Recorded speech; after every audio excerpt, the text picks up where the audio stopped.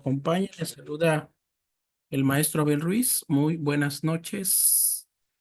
Para el registro de asistencia a la sesión de esta noche, por favor, vamos a anotar nuestro nombre completo en el chat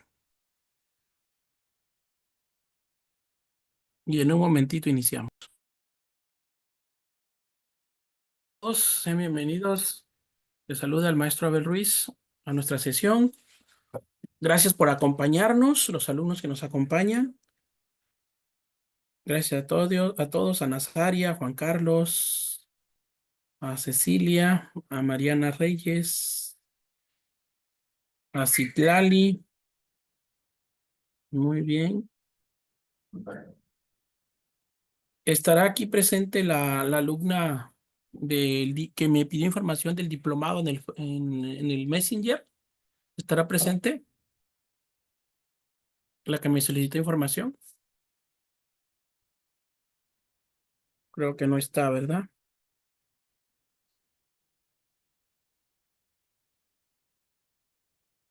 Bueno, bienvenidos. Tenemos alumnos también del diplomado de cuidados intensivos. Excelente. Qué bueno que están aquí, Daphne y Mariel. Es un gusto, sobre todo por la parte que va muy correlacionado con el diplomado que están cursando, ¿no? Muy bien. Excelente. Pues vamos a empezar la sesión de hoy. Pues bueno, el tema de hoy es un tema muy de suma importancia, pero también a la vez muy triste, ¿no? Para nosotros como personal de salud, para nuestros adultos mayores también. Que un adulto mayor fallezca por un EBC, pues no es nada agradable. No es nada agradable. Y yo quisiera empezar la sesión haciéndote una pregunta. El, el derrame cerebral, como comúnmente se le llama esta patología, ¿no? Bueno, nosotros clínicamente se le llama accidente cerebrovascular, ¿no? Pero con vocabulario coloquial se llama derrame cerebral, ¿no? Que en sí es lo que da esta patología de derrame cerebral. ¿Qué es esto? Prácticamente hay una hemorragia en la masa encefálica del cerebro y hay la pérdida de múltiples funciones, sobre todo las funciones neurológicas, ¿no? Entonces, en esa parte me gustaría preguntarte a ti, alumno, ¿crees que un EBC se pueda prevenir o no? ¿Se puede evitar o no? ¿Qué piensas?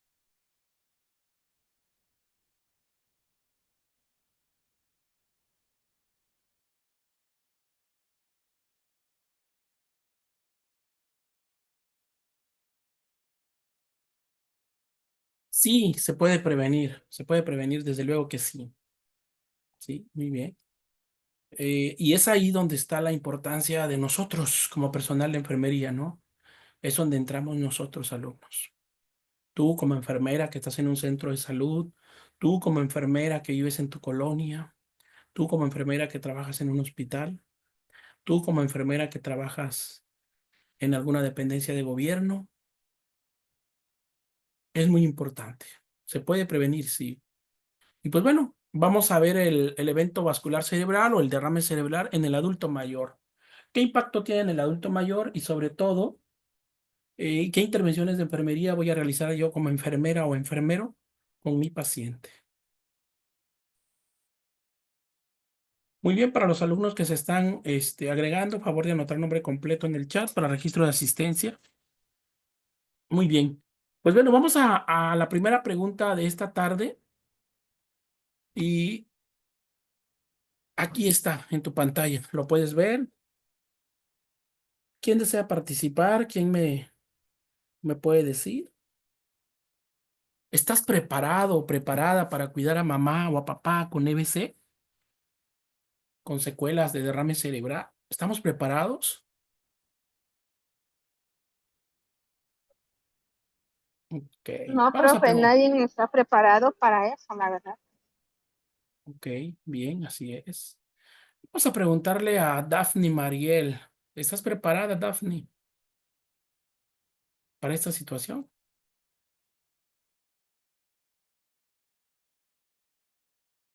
No, maestro, porque nadie está preparado.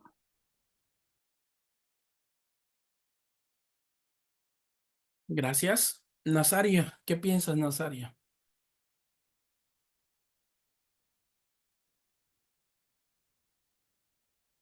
Buenas noches, profe. Apenas tengo mi celular. Adelante. Estoy Sí. acomodando bien todavía todo esto. Pero sí, no estamos preparados para una situación así, pero sí podemos prevenir, ¿no? Hablar con nuestros familiares, pues si sufre de la presión arterial, pues que lleve un buen control, ¿no? Para evitar o llegar a padecer este padecimiento que es pues muy lamentable, ¿no? Cuando ya se nos presenta. Así es, muy bien, gracias, Nazaria. Gracias. Mariana Reyes Cruz, ¿está usted preparada? No, definitivamente no. No, ok. Ixel Alejandra, Buenas noches, maestro, y a todos los demás. No, tampoco, la verdad, no estoy preparada. ok, bien. ¿Alguien más que desee participar?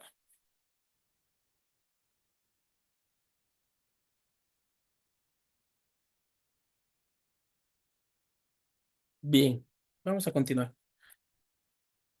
Bien, miren, tenemos que estar preparados. Nosotros en el hospital, ¿cuántos de nosotros no hemos cuidado pacientes con secuela de EBC o con EBC? Ya sea un EBC hemorrágico o isquémico, ¿no? Ya hablando en la clasificación, ¿cuántos de nosotros no hemos cuidado a un paciente en el hospital? Muchos, ¿sí? Muchos de nosotros sabemos qué cuidados se le tienen que dar a los pacientes, ¿no? Pero ¿sabes qué es la parte más difícil? Cuando te toca en la familia. Y más cuando es mamá, papá, cuando es el abuelo, la abuelita, ya sea lado paterno, lado materno. Es un golpe duro, contundente para el personal de enfermería. Le pega en la parte emocional como no te imaginas. Si tú has perdido algún familiar por esta patología, es difícil, difícil.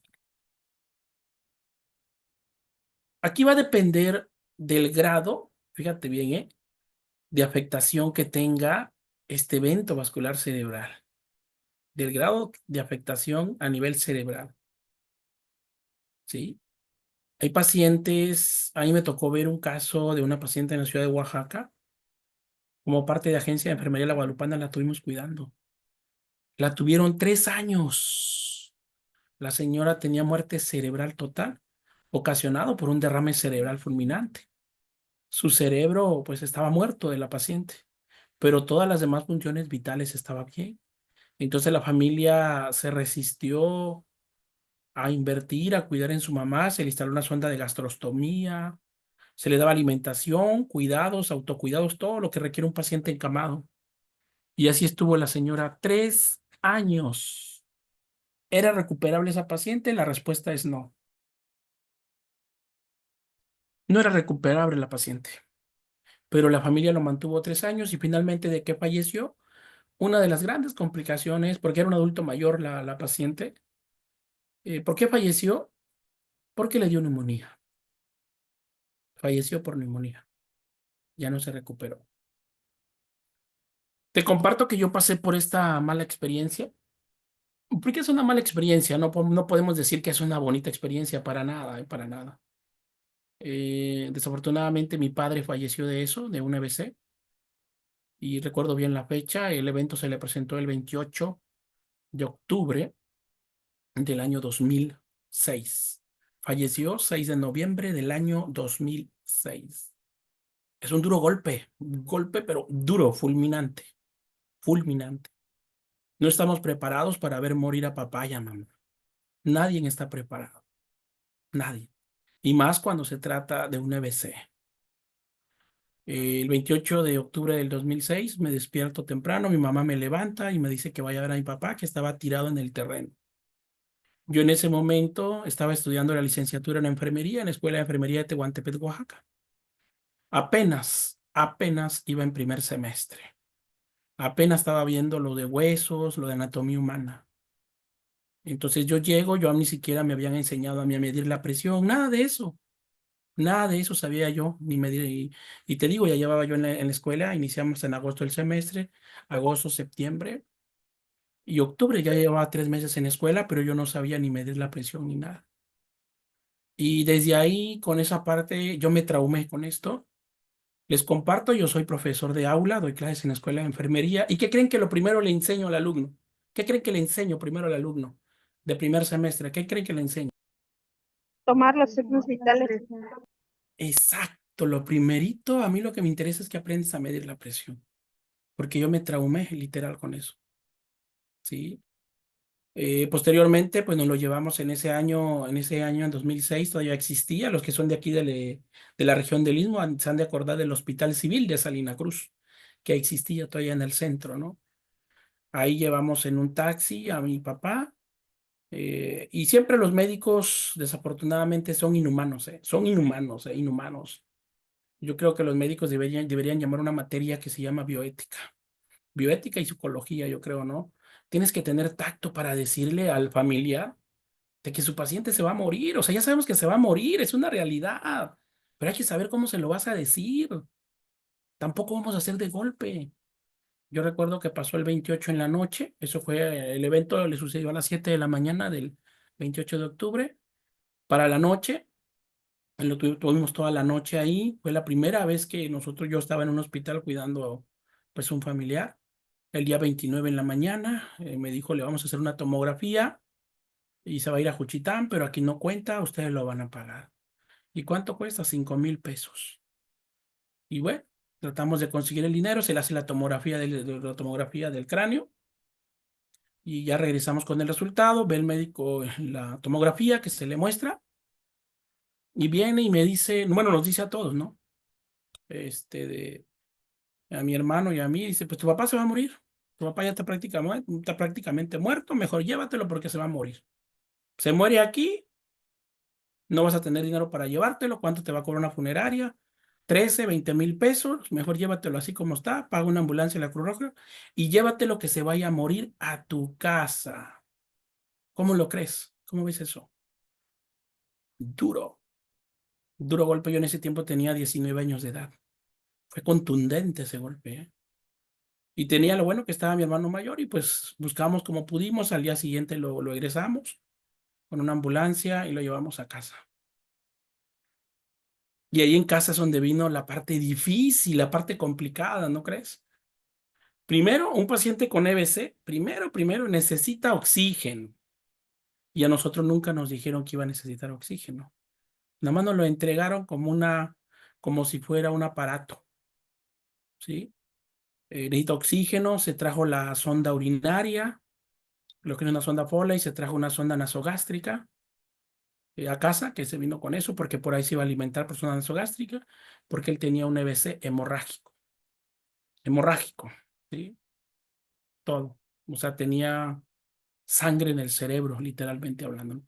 Y bueno, llegamos a casa, mi mamá lo ve, mi mamá se bloqueó, o sea, fue un momento difícil, y más cuando no tienes el apoyo de otros familiares. Y llegó el momento en que teníamos que darle de comer, ¿no? Y ahora, o sea, ¿cómo le doy de comer? O sea, desde luego, pues hoy en día, pues ya sé cómo se le tiene que hacer ese procedimiento, ¿no? Al paciente, una dieta licuada, pasárselo por sonda nasogástrica, por medio de una bolsa para alimentación o con una jeringuita poco a poquito. Necesitaba yo un aspirador para aspirar secreciones. Y así estuvo 3 días, así. Y en ese momento yo les comparto, soy de un pueblo de acá del estado de Oaxaca llamado Jalapa del Marqués. Y fui a buscar a una compañera enfermera que vivía cerca de la casa, ¿sí? Para decirle si me podía ir a ayudar, ¿no? Y se negó la compañera enfermera, me dijo que no tenía tiempo, que estaba cansada. Bueno, fui con otra enfermera del pueblo que me dijeron lo mismo. Y fui con otra, lo mismo. De ahí ya me dijeron de una pasante de enfermería y ya fui con la pasante de enfermería y ella me fue a apoyar. Me auxilió y ya me dijo más o menos cómo lo tenía yo que hacer, ¿no? Pero mi impotencia fue de que nadie me quiso apoyar. Porque son momentos difíciles cuando uno pasa por eso, ¿eh? Y lo que necesitas así es el apoyo, ¿sí? Y posteriormente ya la pasante no podía. De ahí fui a ver otra enfermera y me dijo, sí, pero te cobro 1,000 pesos para ir a ponerle la alimentación. ¡Guau! ¡Órale! ¿No? Dije yo, 1,000 pesos. Dije yo, ¿no? Se va a volver millonaria la compañera, ¿no? Hoy recapacito y veo todo, ¿no? Y dije, no. Y pues yo no tenía 1,000 pesos. No teníamos, ¿no? Para poner alimentación. Y desafortunadamente mi padre falleció el 6 de noviembre del 2006 a las 3 de la mañana. ¿Cuál fue la causa de fallecimiento? Hoy te puedo decir, gracias a Dios, porque estudié enfermería y toda la experiencia que tengo al día de hoy, falleció por una broncoaspiración. ¿De qué? De secreciones. La sangre que tenía acumulada en la masa encefálica buscó salida. ¿Sí? Todo contenido que tengamos en cavidad, colección de líquido, que en este caso era sangre, busca una salida al final del día, va a buscar una salida. Buscó la salida y como él ya no tenía reflejo tuxígeno, ¿qué es el reflejo tuxígeno? Pues cuando estás, o sea, está entrando la secreción, quiere entrar al pulmón, cuando nos estamos ahogando nosotros con agua, que se nos sube la comida del agua, que nos vamos, lo que pasa que es una de broncoaspiración. En ese momento, pues nosotros tosemos, ¿no? Ese es el efecto tuxígeno. Pues mi padre ya no tenía eso. Y con las mismas secreciones se le fueron al pulmón. Le dio un paro cardiorrespiratorio y falleció 3 de la mañana. Ahí junto con mi hermano. Difícil situación y uno no está preparado para eso. Y en esa parte es cuando uno más necesita el apoyo de las personas, del personal de enfermería. Y en ese momento, pues yo juré que jamás y nunca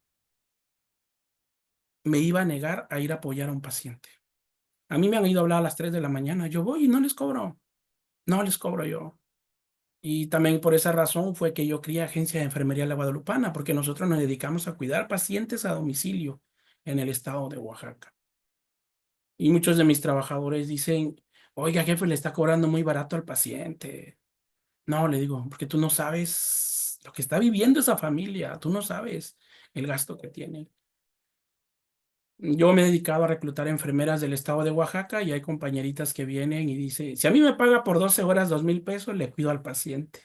Y yo, a sus 2,000 pesos por una guardia. ¡Hala! No, le digo. Oye, le digo, ya ni en el ISSSTE gano yo así 2,000, le digo. Si hacemos cuenta en el ISSSTE, más o menos le pego como a 1,800 por guardia, le digo, pero. No, señorita, le digo, no, ¿cómo cree? Le digo, no, pues ojalá que encuentre un trabajo y se encuentra guardias así, le digo, mire, con gusto yo voy. Y ahí se perdió el lado humano, déjame decirte, alumno, que se ha perdido el lado humano de la enfermería. Desafortunadamente, el comentario que voy a hacer es sin el fin de ofender a nadie, y si alguien se ofende, le pido una disculpa. Los jóvenes actualmente de enfermería, ¿saben qué ven? Ven el lado monetario, ven lo monetario, ¿sí? No ven la parte de satisfacción profesional. ¿Sabes qué bonito se siente cuando estás en el hospital con un paciente y que te regale una pequeña galleta, un botecito de jugo? Se siente bien bonito. Eso no tiene precio. Con nada del mundo podrías comprar eso. Eso se llama satisfacción profesional, ¿sí? Hoy en día muchos chicos, ¿qué hacen? Quieren cobrar, se cotizan altísimos para una guardia y pues no, la vida no es así. Y yo por eso mis guardias de mis pacientes, yo les cobro 712 horas, 600 pesos 12 horas. Pero eso sí, le pido desayuno y comida para mi enfermera. Y cuando el personal de enfermería llega a trabajar conmigo, yo te voy a pagar eso. Si gustas, adelante, eres bienvenida. Adelante, de verdad eres bienvenida. Y si no, lo siento. ¿Pero por qué cobra muy barato? No, no es que cobre muy barato. Es que mira, este paciente tú no sabes cuánto tiempo va a estar con nosotros. Hemos tenido pacientes de 1 año. O sea, vamos a tener trabajo 1 año. Hay que ser conscientes. O sea, la familia, ¿a poco solamente va a gastar en el servicio de enfermería? ¿En qué más va a gastar la familia? A ver, ¿en qué más gasta la familia con un paciente con EBC ya en casa? ¿En qué más gasta? También En para medicamentos. saturación. ¿Qué más? Medicamentos, ¿qué más? Pero lo que más gasta, a ver cuál es. Dímelo, tú lo sabes. ¿En Las qué? bolsas de comida, Adelante. Exacto. ¿Qué más? de los medicamentos, digo, de la alimentación del paciente, Pañales.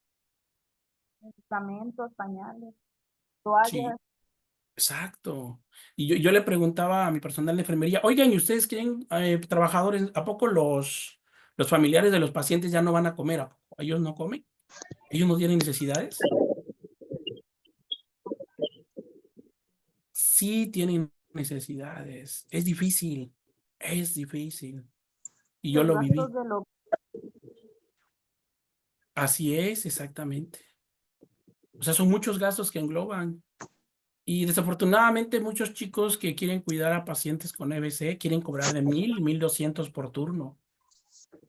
Y de 8 horas y de 12 horas. No, pues ¿cuánto? O sea, yo te pregunto, yo por eso le digo, hay que ser conscientes. Mira, el día de mañana que tengas una base en el Sistema Nacional de Salud, pues ahí sí, joven, ahí sí va a ganar usted bien. Pero ahorita, ¿cómo cree? No, joven. Y me dice, es que usted, enfermero Abel, malbarata el trabajo. No, no, no, no malbarato. ¿Sabes qué? Hay que ser conciencia. Conscientes, hay que ser conscientes, empatía.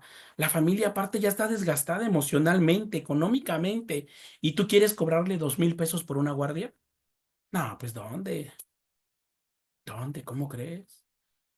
Y desafortunadamente, muchos de nosotros, cuando alguien en la familia es enfermero o enfermero, tenlo por seguro que a ti te van a llevar a tu mamá. A mamá. Tú la vas a cuidar. Eso es un hecho, porque eres personal del área. Así que prepárate, te va a tocar a ti. Aunque digas que no, ¿sabes qué te van a decir tus hermanos? Yo soy ingeniero y no sé nada de eso, hermanita. Yo te voy a dar el recurso, pero tú cuida a mamá, encárgate de todo. Y nosotros como personal de salud, ¿qué crees? Vamos a tener que cuidar a mamá y a papá. Es difícil, muy difícil. Nos comenta Excel Alejandra. Dice Carlos, enfermería es empatía holística y se debe ver la calidad, no cantidad. Así es. Muy bien, Carlos Alejandra. A mi papá, abuelito, le ocurrió casi lo mismo. También tuvo EBC, pero falleció por neumonía. Bien. Así es, desafortunadamente. Y yo por eso fue que creé la Agencia de Enfermedad de Guadalupana en el año 2016. Y somos una de las mejores agencias del estado de Oaxaca y somos la que tiene mejores precios. Y por eso nuestros pacientes nos buscan y nos recomiendan, porque somos conscientes. O sea, yo le digo, mira, mira, mis trabajadores, yo le digo, mira, mira, joven. Y porque luego lo primerito cuando llegan los chicos a una capacidad, a una contratación conmigo, ¿y cuánto me va a pagar? Espérate, espérate, tranquila, espérate. O sea, ni siquiera sé tus habilidades y destrezas y ya me estás preguntando, no. Empezaste con el pie izquierdo. No. Cuando tú vas a pedir trabajo, jamás preguntes cuánto te van a pagar. ¿Sabes hasta cuándo se pregunta eso? Es la última pregunta antes de firmar el contrato. No es la primera. No es la primera. Entonces, le digo, pues conmigo, mira, 3,000 pesos semanales. 3,000, sí, 6,000 quincenales. Desayuno y comida. Eso es lo que te pago. No, es que yo quiero 20,000 a la quincena. Ah, no, pues búscale. Si quieres 20,000 a la quincena, pues adelante, ¿no? Pero aquí no. Eso es lo que hay ahora. Probablemente cuando seas de base en el ISSSTE ganes 20,000 a la quincena. Pero ya que yo soy de base en el ISSSTE y ni siquiera le pego los 20,000 a la quincena. Le estoy pegando como a los 12 o 13,000 quincenales. Imagínate 20,000. No, pues no. Entonces falta mucha empatía, ¿no? Y hay que prepararse, alumno. Prepárate para cuidar a mamá, papá con EBC. Es traumático, porque el final del EBC es la muerte. Ese es el final del EBC, es la muerte. No hay otro camino. Bien. Y pues bueno, con esa introducción entramos al tema de hoy. Mira, hay una estadística preocupante que publicó el INEGI. Las 10 principales causas de muertes de los mexicanos, en todas las edades, pero sobre todo en adultos, son estas, son las 10 principales causas. Y la número 7 son las enfermedades cerebrovasculares. El infarto cerebral, o comúnmente como lo conocemos, derrame cerebral. ¿Sí? En primer lugar están las enfermedades del corazón. Son las primeritas. Segundo lugar, diabetes mellitus. Tercer lugar, tumores malignos. Sobre todo, ¿qué tipo de tumores? Los tumores mamarios, cáncer de mama en personas jóvenes, en mujeres jóvenes. Chicas que están presentes acá, háganse su exploración mensual de mama, ¿sí? Cualquier detallito que encuentre, vayan ahí. Se están presentando casos de cáncer de mama en jóvenes de 22 años, de 23 años, de 24 años, muy jóvenes, ¿sí? Enfermedades del hígado, accidentes. Estos accidentes se refieren a los accidentes automovilísticos, influenza y neumonía Y el EBC, 8, los homicidios, 9, enfermedades pulmonares obstructivas crónicas. ¿Por qué se da el EPOC? A ver, ¿cuál es la principal causa del EPOC? De la número 9, a ver. ¿Quién me dice? ¿Cuál es la principal causa?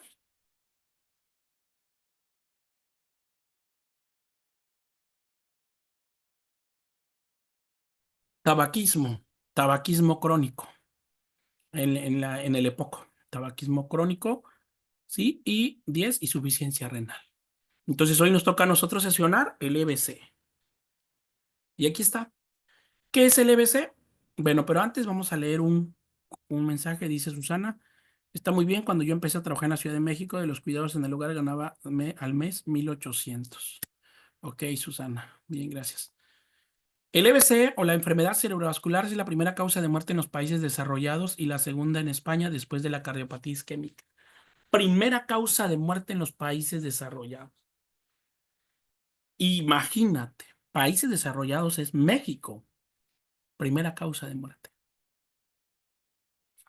Es además la segunda causa más frecuente de demencia, la causa más frecuente de epilepsia en el anciano, una causa frecuente de depresión y la primera causa de discapacidad grave en el adulto mayor.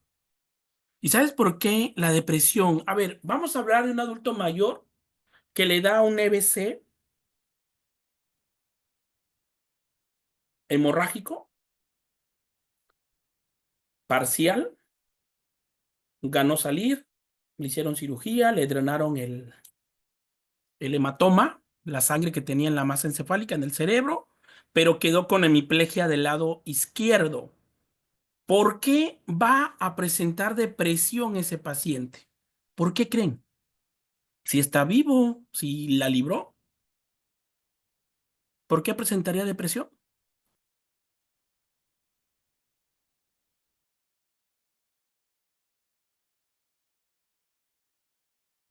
Por la impotencia de no poder valerse por sí mismo y sobre todo porque ya no va a ser independiente. Exacto, ahí está la respuesta, porque ya no es independiente. Por eso va a caer en depresión el adulto mayor. Ahora, ¿cuál es el concepto? Se denomina ictus al trastorno brusco del flujo sanguíneo cerebral que altera de forma transitoria o permanente la función de una determinada región del encéfalo o que es el cerebro. Ictus o EBC es lo mismo. O sea, derrame cerebral o ictus es lo mismo, ¿no? Es, como lo dice acá, un trastorno brusco del flujo sanguíneo cerebral que altera de forma transitoria o permanente la función del cerebro. Aquí hay de dos tipos, el isquémico y el hemorrágico. ¿Qué pasa con el isquémico? El isquémico sucede cuando una arteria del cerebro se obstruye por un coágulo de sangre. Se obstruye y ya no va a permitir oxigenación, nutrientes por medio de la sangre a esa parte del cerebro y es donde esa parte del cerebro va a morir. A eso se le llama isquémico. ¿Cuándo se le llama hemorrágico? Cuando esa misma arteria se le produce una ruptura y la sangre queda entre la masa encefálica, se difunde en todo acá. A eso se le llama EBC hemorrágico. ¿Sí? Tenemos un comentario, dice, ¿por qué ya no va a realizar las actividades de la vida diaria? Así es, correcto, muy bien. Factores de riesgo. Lo principal se clasifican en dos, en factores de riesgo modificables, potencialmente modificables, y los no modificables. Vamos a ver la tablita que tenemos acá. Y bueno, modificables, potencialmente modificables y no modificables. Mira, los que no se van a modificar es la edad y el sexo y los factores hereditarios. En factores hereditarios se refiere a que si tu mamá, papá sufre de la presión arterial hoy en día, ¿qué crees que va a pasar contigo en un futuro? ¿Qué pasaría contigo? También lo puedo padecer. Exacto, estás propensa a padecer hipertensión arterial sistémica. Eso no se puede modificar. ¿Qué sí se puede modificar? La hipertensión arterial. Claro que podemos modificar. Si un paciente tiene la presión arterial muy elevada, la puede modificar, claro que sí. La norma oficial mexicana 030 nos dice qué es lo que tiene que hacer el paciente. Primero que nada, ejercicio físico, dieta baja en sodio, dieta baja en sodio. ¿Por qué al paciente con hipertensión arterial le restringen el sodio? ¿Por qué le restringen la sal? ¿Por qué? A ver, ¿cuál es lo que provoca la sal en el cuerpo? Hipotensión. No. Lo que va a provocar la sal es que el paciente empieza a retener líquidos. De hecho, el paciente que sufre de presión arterial alta ya tiene cierta falla renal. Desde que el paciente, cuando una persona se le sube la presión arterial, todos pensamos que el afectado es el corazón. Y eso es falso. No es el corazón. Otros pensamos que el órgano afectado va a ser el cerebro. Sí, en cierta parte el cerebro se va a afectar, pero cuando esa presión arterial sea una emergencia hipertensiva. ¿Qué cifras? Mayor de 110, 70. Eso ya es una emergencia hipertensiva. Es ahí cuando el paciente le va a afectar el cerebro y le va a dar lo que es el derrame cerebral. Pero si el paciente mantiene la presión arterial en cifras, en estadio 3, como se clasifica actualmente, te estoy hablando de presión arterial 160-100, ese paciente, el principal órgano que va a lesionar se llama riñón. Riñón, los riñones. Entonces, ¿por qué se restringe el sodio? Porque el paciente cuando consume sodio, recordar que todos los alimentos tienen sodio, todos, ¿sí? ¿Qué es lo que va a pasar? Todos necesitamos el sodio. ¿Qué es el sodio? Es una molécula de cloro y sodio, como lo dice, ¿sí? Todos lo necesitamos, pero cuando nosotros consumimos de más el sodio, ¿qué es lo que va a hacer en el cuerpo humano? Retención de líquidos. Va a empezar a retener líquidos, el paciente se va a empezar a dematizar y esa dematización va a hacer que se le eleve más la presión al paciente. Por eso es que se debe restringir la sal. Y esto se puede modificar, sí, una dieta baja en sodio. Por eso los pacientes en el hospital dicen dieta hiposódica, o sea, dieta sin sal, prácticamente, ¿no? Y lo otro que nos menciona la norma oficial, tratamiento farmacológico. Se necesita que el paciente tome medicamentos para la presión, sí, pero lo tiene que tomar como lo dice el manualito. ¿Qué es el manualito? Pues la indicación médica. Si el paciente tiene indicado tomar losartán 50 miligramos cada 12 horas, lo va a tomar así cada 12 horas. 7 de la mañana, 7 de la noche, 8 de la mañana, 8 de la noche. Si tiene indicado telmisartán cada 24 horas, pues lo va a tomar todos los días a la misma hora. Porque el día que el paciente omita, no tome una dosis o deje de tomar el medicamento, ¿qué le va a pasar a ese paciente? ¿Qué va a presentar?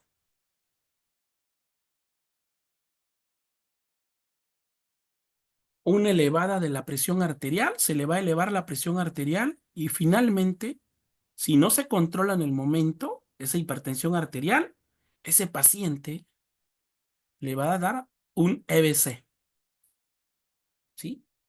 Puede ser isquémico o hemorrágico. Y va a quedar mal el paciente, ¿sí? ¿Se puede modificar esto? Claro que sí. Cardiopatías también se pueden modificar, ¿sí? Una fibrilación auricular, una endocarditis, que es una inflamación del músculo endocárdico, o una estenosis mitral o estrechamiento de una válvula. Si el paciente tuvo un infarto reciente también, ¿qué vamos a dar con ese paciente? Pues tiene que tener cuidados de paciente cardiópata. ¿Cuáles son los cuidados del paciente cardiópata? ¿Qué es lo que no debe hacer el paciente cardiópata? Principalmente, no consumir muchos líquidos. Restricción de líquidos en el paciente cardiópata, ¿sí? 2, dieta para cardiópata. Igual, sin sodio, sin grasas, ¿sí? También aquí tiene que tener su tratamiento farmacológico para esa cardiopatía que tenga el paciente y no lo debe suspender. ¿Se puede corregir esto? Sí, con tratamiento. Tabaquismo. Todas las personas que fuman en algún momento en la vida pueden llegar a presentar un derrame cerebral. En cualquier momento, ¿sí? Y me preguntaba un día un alumno, ¿pero por qué? ¿Qué tiene que ver el tabaquismo, profe, con el EBC, que en el EBC, con el derrame cerebral. Se supone que el derrame cerebral es a nivel de arterias, ¿no? Y el tabaco es a nivel pulmonar, vía aérea. Ah, tiene razón. Pero ¿sabes qué pasa? ¿Qué contiene el tabaco? A ver, ¿qué contiene el tabaco? ¿Cuál es la sustancia nociva que contiene? ¿Cómo se llama? Nicotina. Exacto, nicotina. ¿Qué es lo que hace la nicotina? Eleva la presión arterial. Y si se eleva la presión arterial, ¿cuál es el concepto de la presión arterial? Es la fuerza que ejerce la sangre sobre las paredes arteriales. Si hay una elevación de esa presión, ¿qué va a pasar con esa arteria? ¿Qué va a pasar? Exacto. Va a haber una ruptura de la arteria y se va a presentar un derrame isquémico, un EBC isquémico en el paciente. Ahí está la respuesta. Por eso no debes fumar. Anemia de células falciformes es otra causa también. Y sobre todo aquí en la anemia, déjame decirte que muchos de nosotros, personal de enfermería, sufrimos de anemia. ¿Sabes por qué? A ver, ¿a qué hora desayuna una enfermera en el turno de la mañana? ¿Quién me dice a qué hora desayuna una enfermera o si hay alguien que trabaja en el hospital? ¿A qué hora desayuna? 12 o 1 más tardar. O ni 12, 1. desayuna. Y la dieta que consume esa enfermera, el platillo que consume es algo rico en proteínas, en vegetales, ¿es nutritivo o qué desayuna la enfermera? Pero torta, sándwich o Exacto. Dieta rica en lípidos, o sea, dieta rica en grasas. Pobre enfermera. Tiende a la anemia. Entonces, eso es otro factor que te puede llevar. La anemia se puede modificar, claro. Hábitos dietéticos saludables. Dice Edith Millán, la vitamina T te engorda. Muy bien, así es. Otros modificables es el evento, ATIs es el evento vascular transitorios previos. O sea, accidente cerebrales transitorios. O sea, un EBC previo transitorio. ¿Cómo puede ser un EBC? A ver, transitorio, ¿eh? Leve, que te dio leve. ¿A alguien de ustedes algún momento en la vida se les ha desviado la comisura facial, o sea, la parte del labio como que se les ha desviado tantito que dices me dio una parálisis facial? ¿Te ha pasado alguna vez? ¿O has visto a alguien? O a veces en el ojo, o el ojo, como que el ojo no lo pueden cerrar, solamente afectó el ojo. Pues ese es un accidente cerebral, un accidente de infarto transitorio cerebral previo. Si ya tuviste uno, cuidado, dice Eddie Megan, si hace 4 años, cuidado. Ahí es un aviso que ya se está dando, ¿eh? ¿Se puede modificar? Sí, pues cambia tu estilo de vida. Bien. Estenosis carotidia sintomática también esto también se puede modificar. ¿Por qué pasa esto? Por el exceso de grasa que consumimos. ¿Qué es la estenosis carótida? Es cuando sientes que en tus arterias carótidas como que saltan en el cuello, como que te saltan de repente y sientes como laten. Esa es una estenosis. ¿Por qué? Porque a la sangre le cuesta más trabajo pasar por ahí. Entonces hay que modificar la dieta en grasas. Y recuerden que la dieta de los mexicanos es riquísima en grasas, ¿eh? Y en carbohidratos. Los que potencialmente modificables, diabetes mellitus. ¿A un paciente con diabetes mellitus le puede dar un derrame cerebral? La respuesta es sí. ¿Por qué? Por el nivel altísimo de glucosa en sangre. Hay pacientes que tienen diabetes y andan, parece que en Huatulco, en la playa, felices, pero tienen 400 o 500 de azúcar y no sienten nada. ¿Conoces a alguien así? Que no sienta, pero ni un síntoma de que se sienta mal y tienen una glucosa, una hiperglicemia, pero severa. Sí te puede dar un EBC. Sí, claro que sí. ¿Por qué? Por el exceso, lo tanto, de tu sangre va a estar, pero muy concentrada tu sangre, que va a llegar en un momento que ahí mismo se va a formar un coagulito, y ¡pum! Va a ser un taponamiento en una arteria cerebral y te va a dar un EBC isquémico. ¿Qué tiene que hacer el paciente con diabetes? Pues controlar sus niveles de glucosa. ¿Sale?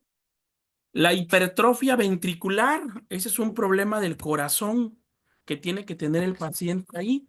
Igual, esa hipertrofia, ¿por qué ocurre?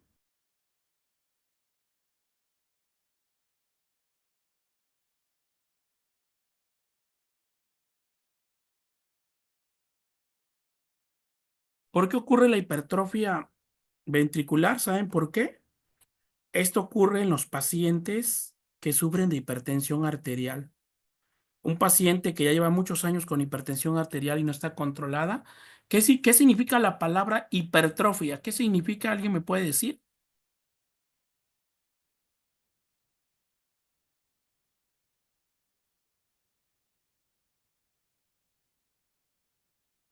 Aumento de Pues los se órganos. refiere, ajá, se refiere más Eso, al aumento. exacto, crecimiento, muy bien, exactamente. Hay un crecimiento de un ventrículo, sobre todo del ventrículo izquierdo, crece ese ventrículo, que va relacionado con una cardiomegalia. ¿Qué es la cardiomegalia? Es el crecimiento del corazón. Sí, eso también se puede modificar. ¿Cómo? Pues controlar los niveles de presión arterial, que el paciente tenga una buena control de su presión arterial, que tenga un buen tratamiento farmacológico. Y ahora, ¿cuál es la homocisteinemia? ¿Sí? Es una condición en la que la sangre tiene una proteína que se llama cisteína, ¿sí? Elevada, ¿sí? Está elevada en sangre. ¿Y esto qué va a provocar? Esta proteína, ¿Es el un aminoácido? taponamiento arterial, exactamente el aminoácido. Sí, pero está elevado, entonces va a llegar a ser un taponamiento a nivel arterial. Recuerden que las arterias más finas que tenemos y más delicadas están en el cerebro. ¿Ok? Bueno, tenemos aquí, nos comenta Cecilio Romaldo Contreras, maestro, si un paciente se le eleva la presión arterial a 160/100 por una semana y el tratamiento de telmisartán de 40 miligramos y amlodipino de 5 miligramos, pero se controla en la tercera semana a 120/70. Sí, está descontroladísimo ese paciente. Pues sí, aquí como veo, tiene solamente telmisartán de 40, aquí yo creo que no, y el nodipino. El telmisartán, pues es un medicamento de los buenos, de los que están utilizando ahorita.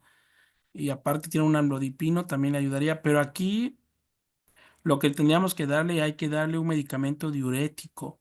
¿Qué sí que recomendaría acá? Darle el telmisartán de 80 miligramos con hidroclorotiazida de 12,5 miligramos.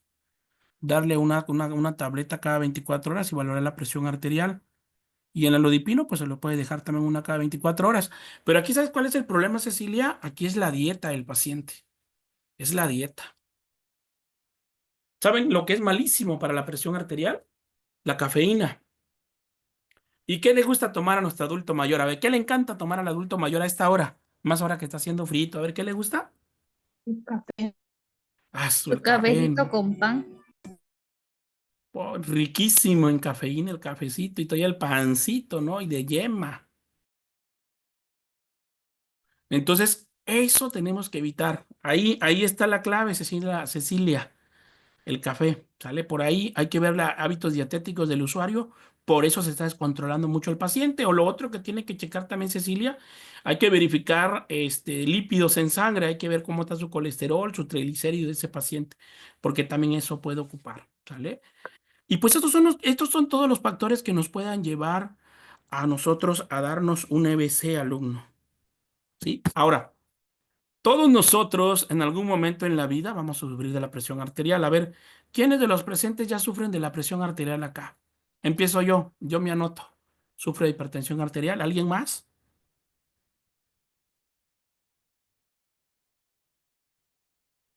Nadie. Qué bueno, me da gusto. Todo el grupo está sano. Excelente. Felicidades, grupo. Muy bien. ¿Alguien que le guste fumar? ¿Nadie? ¿Consuma tabaco? Muy bien. Felicidades. Pero la siguiente pregunta, ay sí, muchos, ¿no? ¿Quién tiene un familiar con diabetes o hipertensión arterial? ¿Alguien? Ahí está, mira, ya salió aquí la primera compañerita. Dice, ni tan sano, maestro, con obesidad. Ok, muy bien. Sí, todos tenemos un familiar diabético en familia o en casa, ¿no? Entonces todo eso nos puede llevar a nosotros, así que hay que cuidarnos, ¿sale? Pero sobre todo hay que cuidar a esa familiar que tenemos enfermo. ¿Cómo se clasifica el ictus o el derrame cerebral? Pues hay varios tipos para clasificarlos, pero vamos a ver uno de los principales que tenemos acá. Pero antes de eso, otros factores de riesgo aquí están los factores de riesgo para tener un derrame cerebral hemorrágico. Mira, aquí tenemos los primeros factores. La edad.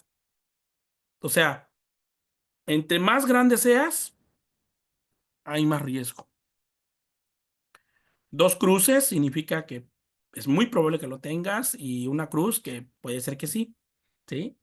Entonces, en esta parte, el hematoma cerebral, o sea, que se forma el coágulo a nivel cerebral y en la hemorragia subaracnoidea es que hay esa ruptura de ese vaso arterial y en el espacio subaracnoideo es donde queda la recolección de sangre.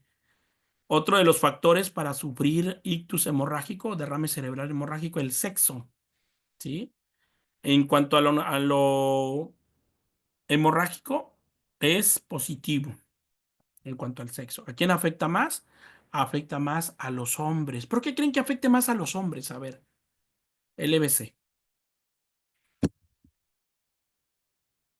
Porque les da más pena o miedo, supongo, el hecho de acudir al doctor y hacerse su revisión anual.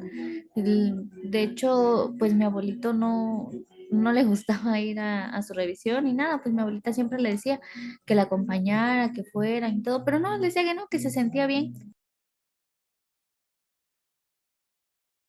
Así es. Totalmente de acuerdo. Sí, porque los hombres se aguantan hasta que ya no pueden, desafortunadamente. En cambio, las mujeres siempre son más cuidadosas. Si llegan a tener algún síntoma, luego acuden al médico. Le avisan a uno de sobre todo las mamás confían en las hijas, ¿no? Y ya le dicen, fíjate que tengo ese problemita y ya van al médico. Siempre los hombres vamos a consulta cuando ya realmente no toleramos el dolor, ¿no? Entonces, es por eso que afecta más a hombres que mujeres y sobre todo también porque el hombre es el que se estresa más, es el jefe de familia, sale a trabajar, etcétera, etcétera, ¿no? Por eso, por esa parte, el que afecta, ¿no? Otro factor, hipertensión arterial, ya lo habíamos mencionado, la raza, ¿sí? Este afecta más por lo regular a las personas de color de tez morena, ¿sí? Tabaquismo, consumo excesivo de alcohol, sobre todo esto, sobre todo aquí en el estado de Oaxaca, ¿no? Consumen mucho alcohol nuestros paisanos en Oaxaca, mucho alcohol. Sí, sobre todo en la región del Istmo, mucha cerveza, sobre todo en las fiestas de las famosísimas velas, ¿no? Sí,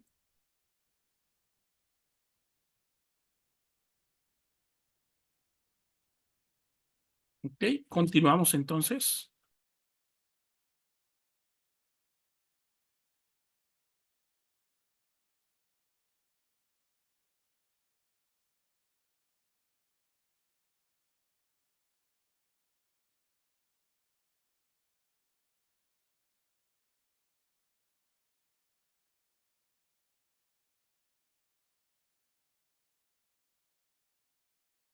Mensaje en el chat también nos comentan por la placa aterosclerótica. Así es, desde luego, muy bien.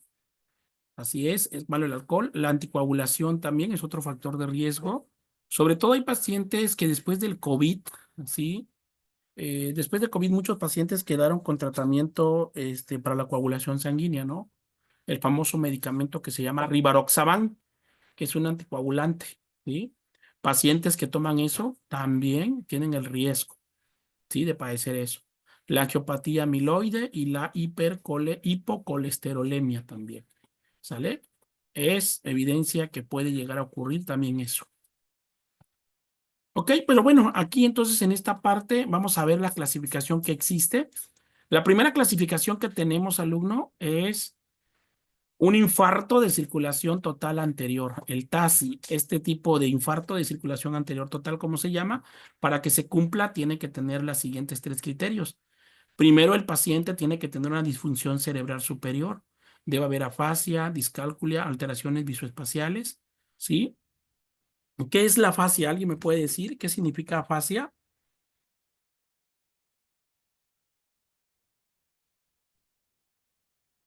¿O cuándo? O por qué se le dice qué es la afasia en término médico?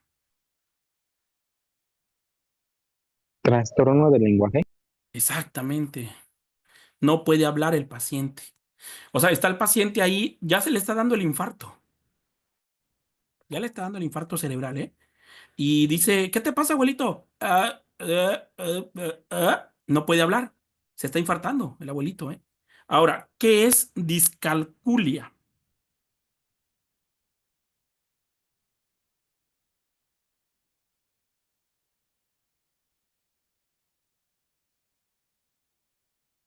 Es dificultad en el aprendizaje, ¿eh?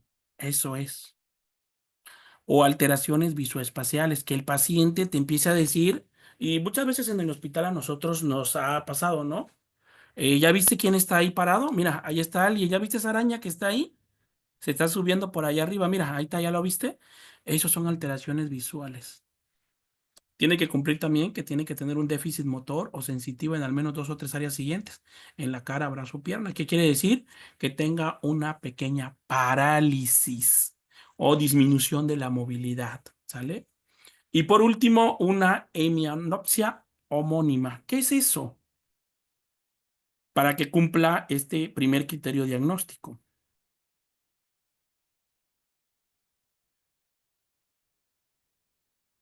Es una visión, lo que es falta de la visión o ceguera, o sea, el paciente ya no ve, ¿sale? Para que esta clasificación de TASI, que es un infarto de la circulación total anterior, para que cumpla. Es la primera clasificación del EBC. Y aquí lo tenemos, mira.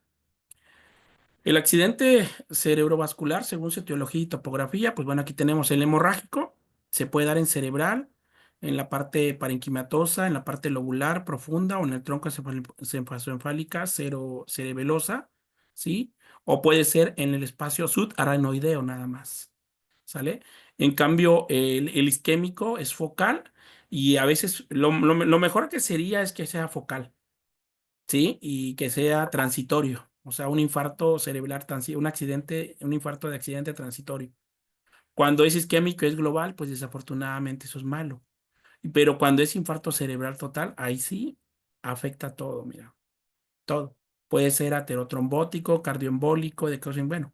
Y es el más grave en el paciente. El isquémico de infarto cerebral es donde el paciente pues ya no regresa. Y aquí también en el parenquimatoso es cuando ya no vuelve. Y esos pacientes quedan con muerte cerebral, desafortunadamente, ¿no?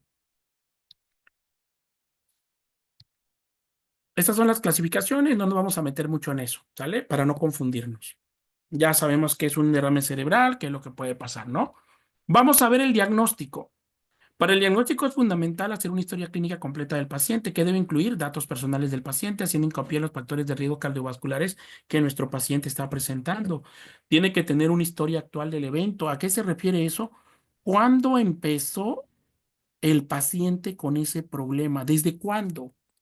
Miren, muchas veces los pacientes ya tuvieron eventos de isquémicos, o sea, un evento vascular cerebral transitorio en su momento, ¿no? Que por un momento el paciente perdió el habla, pero que de ahí ya solito empezó a hablar. Pero no le dijo nada a la familia, fue algo transitorio. Pero desde ahí ese paciente ya tenía una historia de qué le iba a pasar.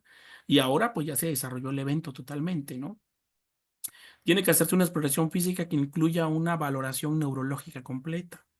A este paciente, ¿quién lo tiene que ver? El neurólogo, ¿sale? Tiene que tener una valoración geriátrica integral que nos ayudará a determinar el tratamiento a seguir y dirigir al paciente a nivel asistencial oportuno. Sobre todo cuando el paciente ya empezó con un problema de EBC transitorio, se tiene que dar un seguimiento al tratamiento y iniciar tratamiento lo más pronto posible. ¿Para evitar qué? Para evitar que el paciente se complique su estado de salud y llegue a desarrollar un evento cerebral, pues grave, ¿no? De ahí vamos a hacer una evaluación con las escalas para valorar la gravedad del derrame cerebral. Tenemos dos, la escala neurológica canadiense y la escala de NITS. Aquí traigo la escala de NITS, se la vamos a revisar, se ve un poquito borrosa la imagen. Pero bueno, esta escala evalúa en total 11 parámetros, 11 parámetros. Va a evaluarte el nivel de conciencia, ¿sí? Va a evaluarte lo que es la parte de órdenes motoras, campo visual, miembro superior derecho izquierdo, miembros inferiores derecho izquierdo, la sensitiva y la disartria. También te va a evaluar lo que es, por medio de preguntas, las miradas conjugadas, la parálisis facial, la ataxia de miembros, el lenguaje y la extinción o inatención. Y pues bueno, el nivel de conciencia, primerito vamos a ver si el paciente está alerta o no está. En cuanto a órdenes, si recibe las órdenes o no las recibe, le vamos a ir dando una puntuación. En cuanto al campo visual, vamos a ver si tiene una visión normal o ya tiene una disminución de la visión o totalmente ya tiene una ceguera, ¿no? Y así sucesivamente. Y al final vamos a hacer una sumatoria de todo y como lo dice acá, se recomienda la terapia de tromboembólisis con puntaje mayor a 4 y menor a 25. ¿Qué quiere decir? Que nuestro paciente tiene que salir en todos los parámetros al menos en cero, o la calificación máxima que puede llegar a tener el paciente sería 3 o 4 para que no se le inicie lo que es la trombólisis. ¿Qué es la trombólisis? Pues vamos nosotros a colocar un medicamento en el paciente en la sangre para destruir ese coágulo que probablemente ya está presente a nivel cerebral. ¿Sale? Pero tiene que ser mayor de 4 el puntaje y menor de 25. Si a nosotros nos aplican esta escala ahorita, la mayoría de nosotros vamos a tener 0, 0, 0, 0, 0. Pero en el paciente que ya tiene un problema de un EBC transitorio, un derrame cerebral, en él sí se nos va a presentar. Vamos a tener en él sí un puntaje mayor a 4. Y es ahí donde va a necesitar el paciente tratamiento. ¿Ok? Pues bueno. También, ¿qué vamos a hacer con el paciente? Vamos a solicitar nosotros también análisis de sangre, una biometría hemática, tiempos de coagulación, colesterol, triglicéridos, electrolitos séricos, un perfil hepático, estudios renales, la PCR o la velocidad de segmentación también, un electrocardiograma, una tomografía axial computarizada o una resonancia magnética cerebral, ¿sí?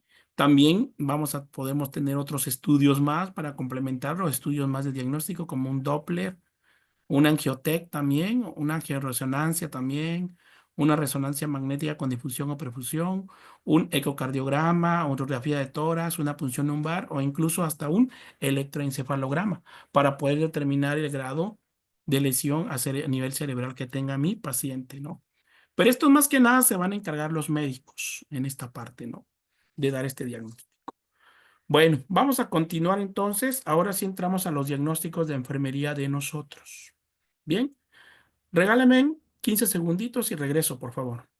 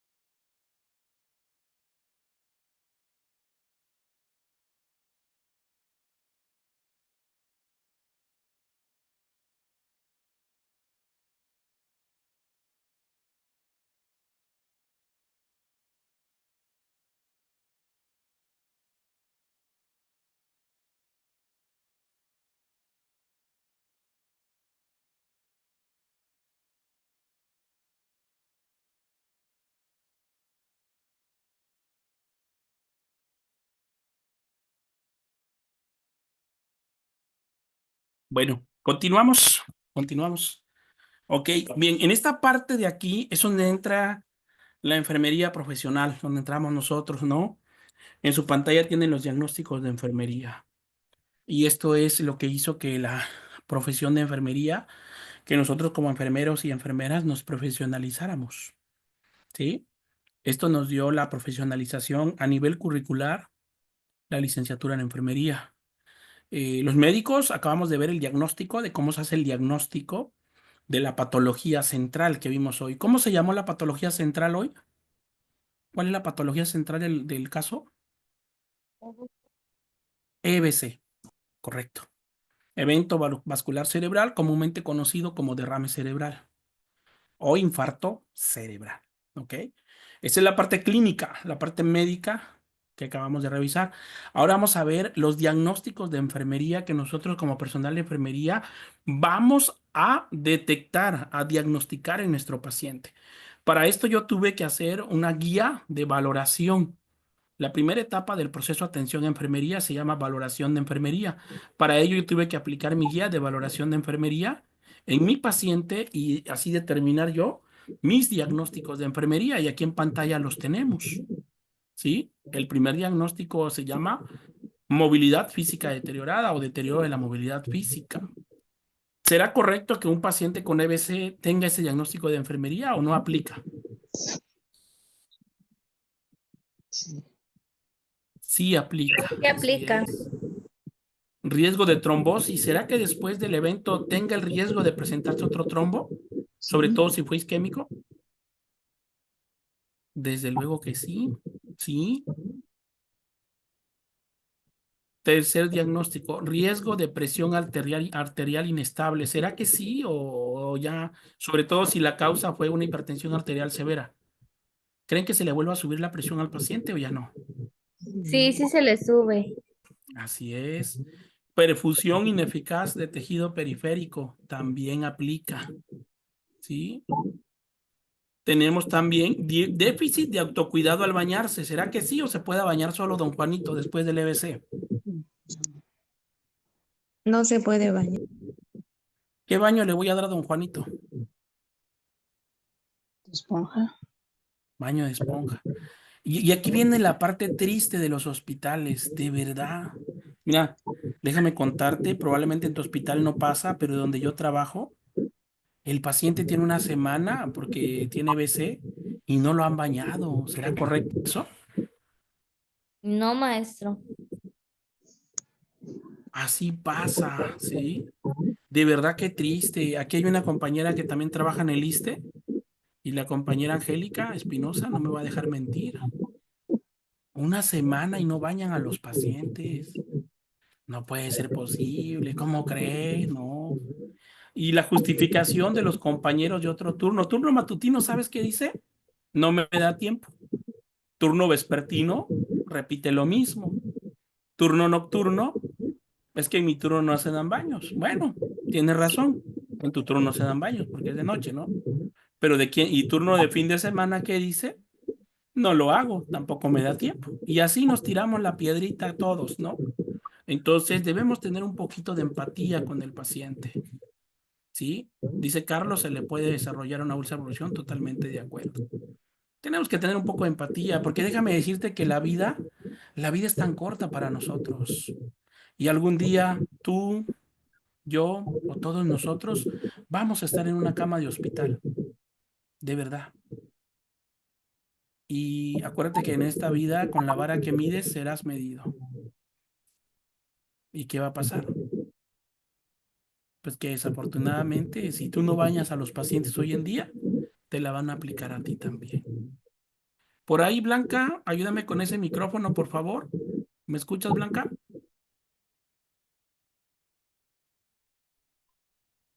Blanca, Blanca, atención, Blanca. Acuérdate que con la vara que mides serás medido. Entonces, hay que bañar a nuestros pacientes. Sé que nos da mucha carga laboral, sé que muchos de nosotros no podemos a veces, pero hay que hacer un esfuerzo. ¿Cuánto tiempo te tardarías en bañar a don Juanito? A ver, así un baño de esponja, a ver. ¿Cómo me dices? ¿Cuánto tiempo? ¿Unas 3 horas para que lo bañes o cuánto? ¿2 horas? Como en 15, 20 minutos por baño. No, como en 15, 20 minutos. Exactamente. Así es. 15 minutos cuando mucho. Cuando mucho. Si tienes experiencia, 15, 20 minutos. 20 minutos. Media hora ya. ¿Sí? Entonces, en esta parte tenemos que ser conscientes nosotros, ¿sí? Muy conscientes de esa parte. ¿Ok?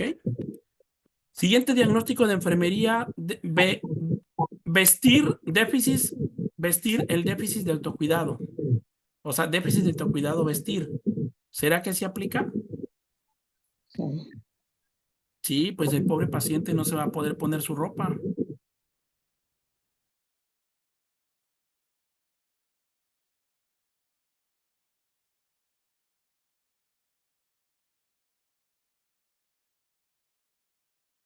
Tenemos un mensaje en el chat, nos comenta acá Alejandra, dice, a mi abuelita la regañó una enfermera y le dijo que si nunca había cambiado un pañal. Supongo que es un enfermero joven, ¿verdad, Alejandra? ¿O ya es un enfermero de antigüedad? Ya era un enfermero de antigüedad, maestro, y fue cuando mi abuelito estuvo internado por su EBC. Y dice mi Ah, ok. abuelita que nada más le dejó así el pañal, pues y dijo, cámbieselo. Pero pues mi abuelito ya no se Ok. movía ni nada y no le ayudó. Me Entonces cuando imagino que, regresó, perdón, me imagino que fue en el IMSS, ¿verdad? mm, En el ISSSTE, no me digas, por favor. sí. Ay, me duele. Que nos perdone, dile. Y sí, Mira, él sí le ¿sabes? regañó feo, dice. Ok, gracias. ¿Sabes por qué pasa eso, Alejandra? Y si ese enfermero es de antigüedad, o sea, ya es de edad avanzada, ya está veterano el compañero, es que porque desafortunadamente en los institutos, como en el ISSSTE, como en el IMSS, muchos enfermeros se hicieron de base solamente con un auxiliar de enfermería. ¿Sí o no, compañerita Francisca? ¿Es cierto o no es cierto, compañerita Francisca? Que está por acá. Angélica, perdón, Angélica Espinosa. Coméntelo en el chat, Angélica. Sí, probablemente ese compañero que te dijo eso, ahí está, mira, Angélica Espinosa, dice que sí. Es porque era un enfermero que era camillero, tomó un curso nada más de auxiliar por ahí de 1 año y con eso se volvió enfermero. No tiene vocación de servicio. ¿De quién es obligación cambiarle el pañal del paciente? A ver, ¿de quién es obligación? ¿Del familiar o de la enfermera a cargo? Enfermería. Enfermería, así es. Pero nosotros somos bien listos, ¿no? Le cargamos el trabajo al familiar, ¿no? Entonces, no, es de nosotros. Por eso nos están pagando. Por eso nos están dando un salario. Y yo, como siempre le digo a los compañeros, oye, si no te gusta tu chamba, pues renuncia. Pues, ¿qué haces aquí si no te gusta? Así es esto. Ay, es que yo no voy a estar cambiando pañales, huele feo la popó. Oye, entonces, ¿por qué estudiaste la licenciatura? ¿Sabías a lo que venías? ¿O no? Sí, maestro. Así es. Nos comenta Susana, dice, mi abuelito estuvo internado y lo tenían en urgencia, no nos dejaban pasar y cuando entramos lo tenían amarrado y estaba todo evacuado. No, qué triste realidad, ¿no? Dice Mariana Reyes, cuál es el diplomado donde se ven estos temas? Bueno, les comparto que este tema es de un diplomado que estamos cursando ahorita. El diplomado se llama, el diplomado se llama Geriatría Clínica. Diplomado en Geriatría Clínica. Pues muy bien. Otro diagnóstico, déficit de autocuidado, alimentación. También el paciente no va a poder comer solo, ¿sí? Y estamos hablando de un paciente que ya lo dieron de alta o que ya pasó, que está consciente que solamente el EBC fue transitorio en él, pero sí le causó daño, una hemiplegia, ¿sí? El paciente solamente va a tener dieta líquida porque es lo único que tolera. Y en caso de que el paciente quede en coma, esté en coma con muerte cerebral, podemos instalar una sonda. ¿Qué tipo de sonda? Pues para empezar una de nasogástrica y ya posteriormente instalar una sonda de gastrostomía y por ahí le vamos a dar alimentación al paciente.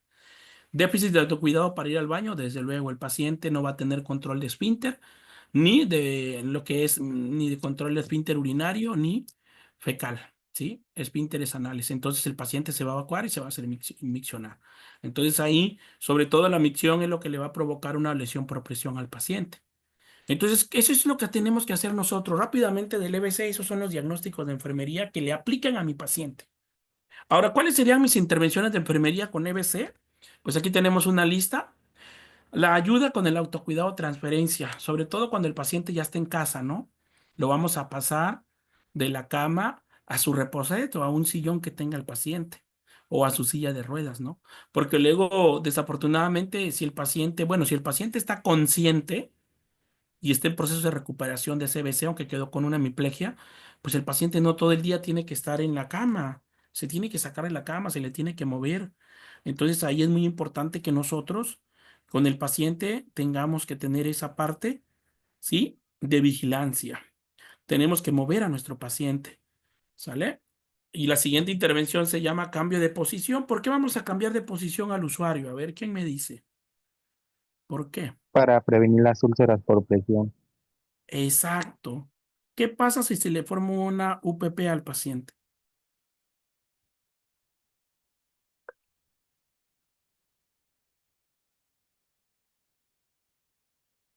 Pues si es más grave, puede desarrollar sepsis. Exacto. ¿Y eso lo va a llevar a qué? A la muerte. ¿Y de qué se murió el paciente? ¿Se murió del EBC o de qué murió? De una sepsis. Así es, pero de la lesión por presión. ¿Y quién provocó esta lesión por presión? ¿El paciente o el personal de enfermería? El de enfermería. Así es, enfermería. Y muchos pacientes no los cambiamos de posición, déjame decirte. Y siempre en enfermería nos justificamos, porque para justificarnos somos muy buenos, de verdad. Es que no me da tiempo, manito. No, no me da tiempo. Mira, ¿qué prefieres? ¿Que cambie de posición a don Juanito o le administre sus antibióticos? Pero no puedo hacer las dos cosas, no me puedo partir en dos, ¿me entiendes, verdad? ¿Qué le dirías a esa enfermera? ¿Qué le dirías?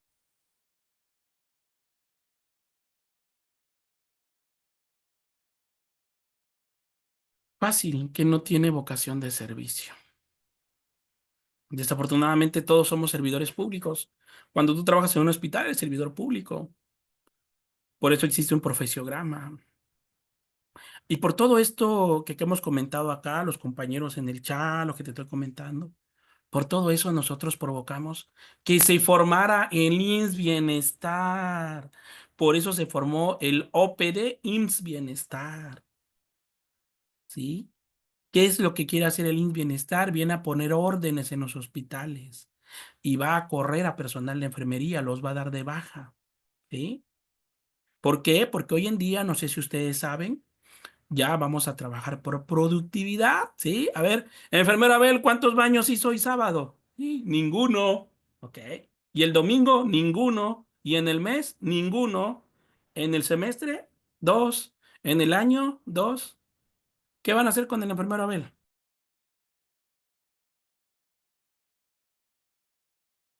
Lo van a correr. Como soy de base, no me van a correr, pero me van a cambiar de servicio. ¿Sabe a dónde me van a mandar? A vacunación. A ver si tiene por allá productividad. Eso va a pasar. Y es un ejemplo muy vago que te estoy mencionando, ¿no? Pero desafortunadamente nosotros fuimos los que estamos originando esos cambios que vienen. Y vienen cambios, pero difíciles para el personal de enfermería, en duros y contundentes. Yo siento que lo más grave del IMSS Bienestar es que te cambie de clínica, que te cambien de unidad de adscripción. ¿Qué quiere decir eso? Que te cambien a otro hospital, ¿no? Por ejemplo, aquí vamos a mencionar, a ver, este, vamos con la compañera Angélica, a ver. La enfermera Angélica Espinosa, lo puede comentar en el chat. Le llega un oficio, ella está adscrita a un hospital en Oaxaca ahorita, ¿no? Actualmente. Le llega un oficio, enfermera Angélica, que se tiene que presentar al ISSSTE de Culiacán, Sinaloa. Tiene 15 días para presentarse. La necesitan allá por la especialidad que tiene usted. ¿Qué le diría usted, enfermera Angélica, a ese oficio? ¿Se iría usted a Culiacán? Puede escribirlo en el chat, no se preocupe.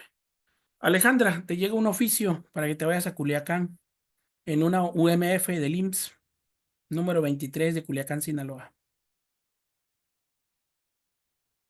¿Qué le dirías, Alejandra?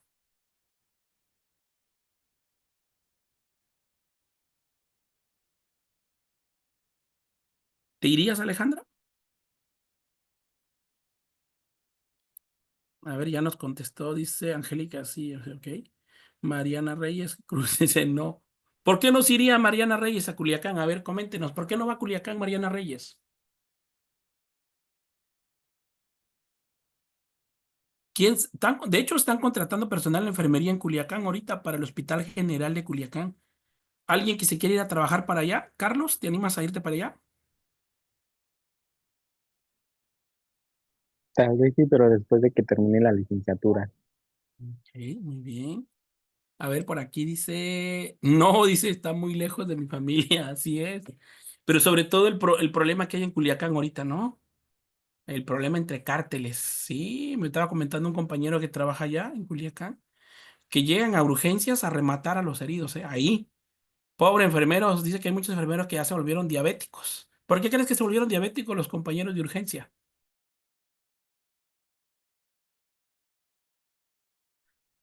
Por todo lo que están viendo, ¿no? De que llegan ahora sí a matar a los heridos, ¿no? Y enfrente de ti, todo eso, toda esa emoción, todo ese impacto, por eso te vuelves diabético. Dice Angélica Espinosa, mi FM es aquí, no voy. Sí, pero desafortunadamente ahí ya no va a valer FM1 porque va a ser cambio de adscripción. Así lo dice el reglamento y las condiciones generales de trabajo de Bienestar. Y en caso de que uno se niegue alumno, te van a dar de baja te van a dar de baja del hospital. Entonces, ¿es ir o mejor no ir? Ya tenemos que ver, ¿no? Bueno, otra intervención de enfermería, cuidados del paciente encamado. Y en estas intervenciones, ¿de dónde salieron? Salieron de el libro que se llama NIC, Intervenciones de Enfermería, de la clasificación de intervenciones de enfermería. Dice Angélica Espinosa, bueno, defiendo así, sí voy. Dice. Ok, sí. Muy bien. Entonces aquí, cuidados del paciente encamado es una serie de actividades que trae, ¿no? Desde cambiar la ropa de cama del paciente, ¿sí? Desde estirar la sábana del paciente, porque muchas veces la misma sábana puede provocar al paciente una lesión por presión, ¿sí? Ahora, otra de las intervenciones de enfermería que nosotros vamos a realizar es transferencia del paciente, cómo mover a un paciente con EBC ya, ¿sí? Cuando está en el hospital o en casa, otra intervención de enfermería ayuda con el autocuidado alimentación, ¿sí? Hay pacientes que con la fisioterapia que se les da empiezan a agarrar movilidad en las manos y pues ya apoyarle ahí, ¿no? Para que él solamente vaya siendo un paciente independiente. Ayuda con el autocuidado baño higiene, ayuda con el autocuidado misión defecación, sobre todo aquí hay que cambiar el pañal al paciente, ayuda con el autocuidado transferencia, ayuda con el autocuidado vestirse y arreglo personal del paciente, ¿no? Entonces, todas esas intervenciones de enfermería nosotros las vamos a realizar.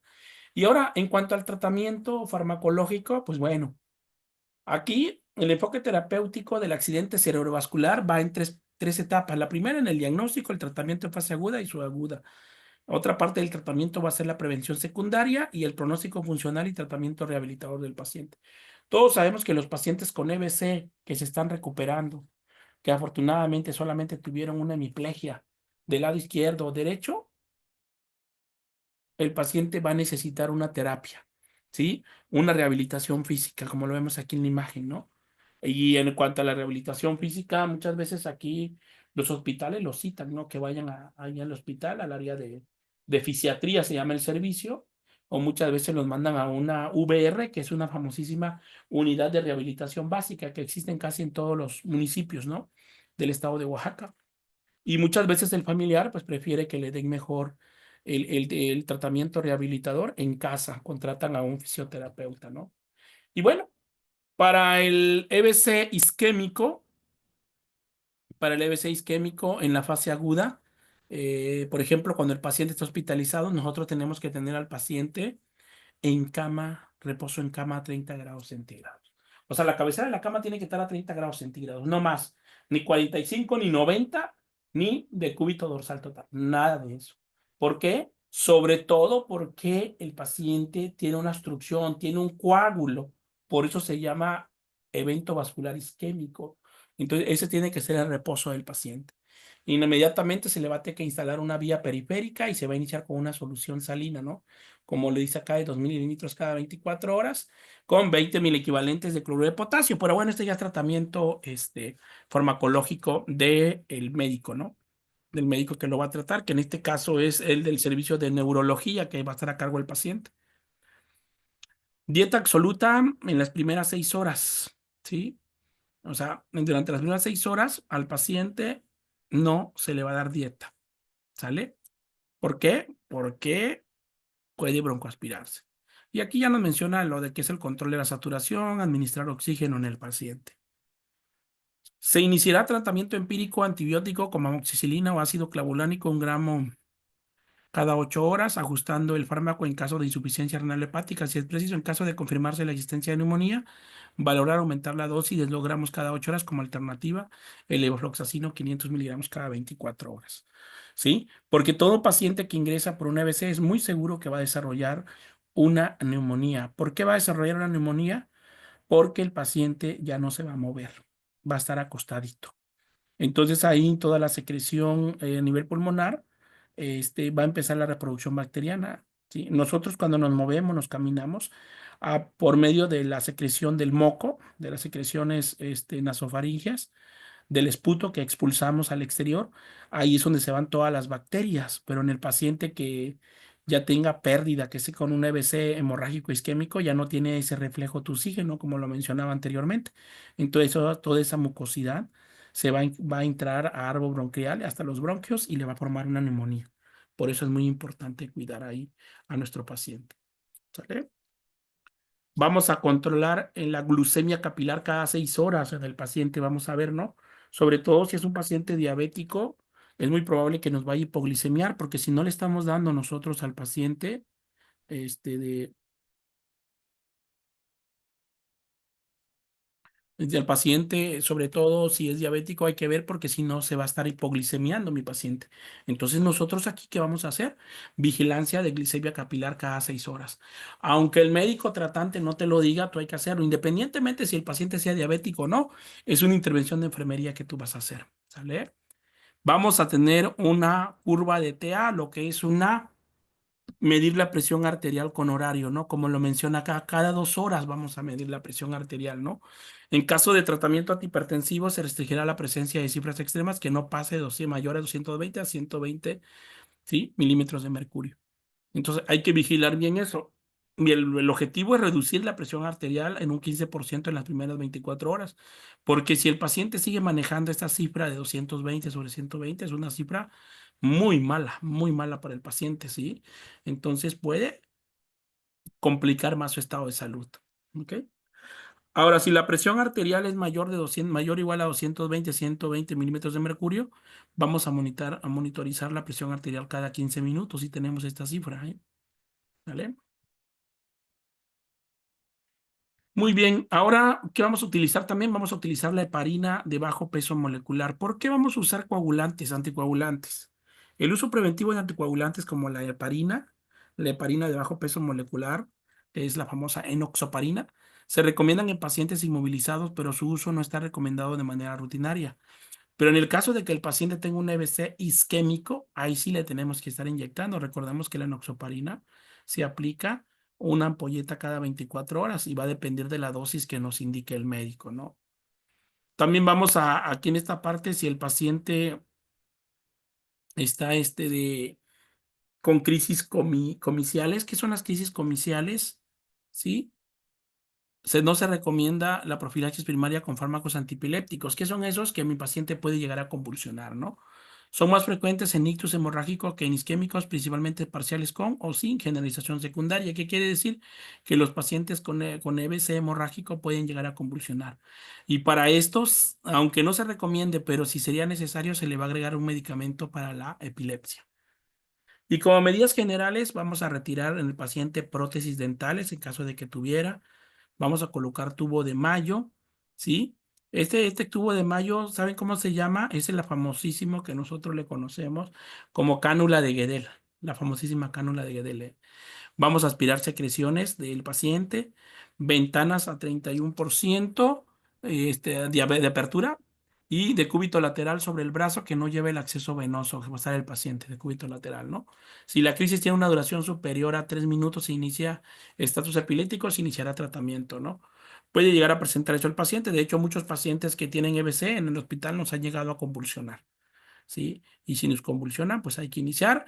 Y pues bueno, ¿qué le vamos a dar a nivel intrahospitalario? Siempre le vamos a dar diazepam por vía intravenosa, ¿no? Se va a diluir una ámpula en 2 o en 3 mililitros de solución salina y con 8, perdón, de una ámpula de 2 mililitros con 8 mililitros de solución salina y se va a administrar una dosis inicial de hasta 10 miligramos a una velocidad de 2 centímetros cúbicos por minuto, ¿sí? La presentación del diazepam viene en ampolletas de 10 miligramos. Entonces le vas a aplicar una ampolleta al paciente. ¿Sale? ¿Para qué? Para la crisis convulsiva que esté presentando en ese momento. Muchos médicos se lo dejan por razón necesaria. En el caso del tratamiento del EBC hemorrágico en la fase aguda, las medidas generales vamos a tener el control de la saturación de oxígeno. Hay que vigilar saturación de oxígeno. Y aquí sí déjame darte una recomendación. Mira, muchas veces los oxímetros que nosotros utilizamos, vamos a ver de qué marca son nuestros oxímetros, porque muchos de nosotros tenemos oxímetros que llevamos al trabajo, ¿no? Entonces hay de oxímetros a oxímetros y se refiere en cuanto a la calidad. ¿Alguien de los presentes aquí en esta charla tiene un oxímetro de la marca Honker? ¿Alguien tiene un oxímetro marca Honker con ustedes? ¿No? No. ¿De qué marca esos oxímetros? A ver, ¿de qué marca son?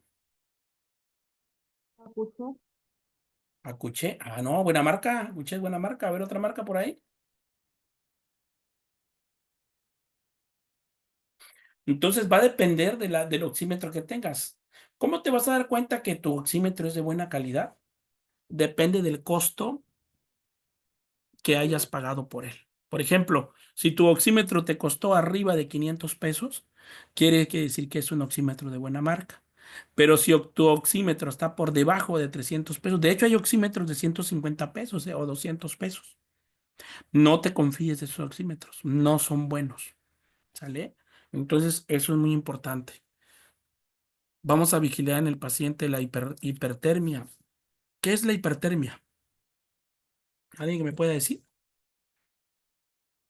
¿Qué es la hipertermia? En la elevación de la temperatura. Así es, así es. Muy bien. Vamos a vigilar también la glucemia, que no difieren de las del manejo del líquido isquémico.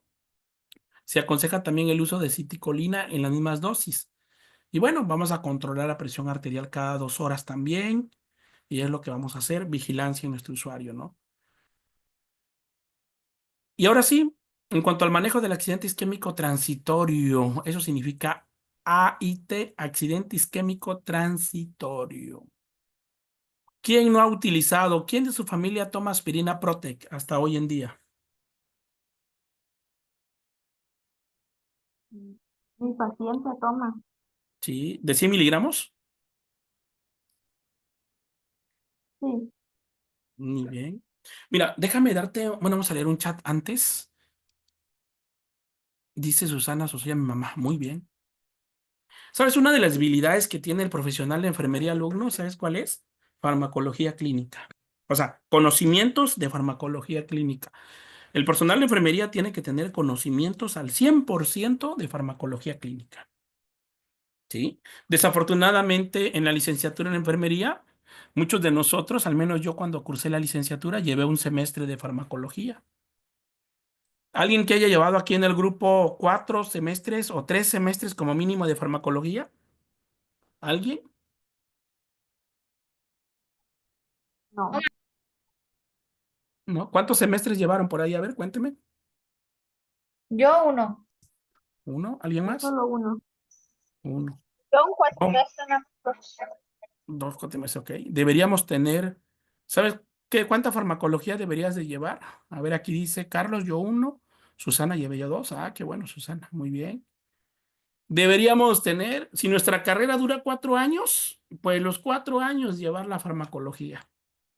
O sea, farmacología 1, farmacología 2, farmacología 3 y farmacología 4. Como mínimo 4 semestres. para que nos quede bien claro la farmacología clínica, bien clarito. Porque como enfermeras y enfermeros tenemos que saber de medicamentos. Un día un alumno se iba a tomar, dice que tenía cefalea y vi que iba a tomarse una de esta tableta. Me dice, es que profe, aquí dice aspirina y la aspirina es para la cefalea, ¿no? Para el dolor de cabeza. ¿Tú qué le dirías a ese alumno? ¿Sí se puede tomar esto para el dolor de cabeza? No, A ver, ¿sí o no? Adelante, participe. no me serviría. No le serviría. ¿Por qué?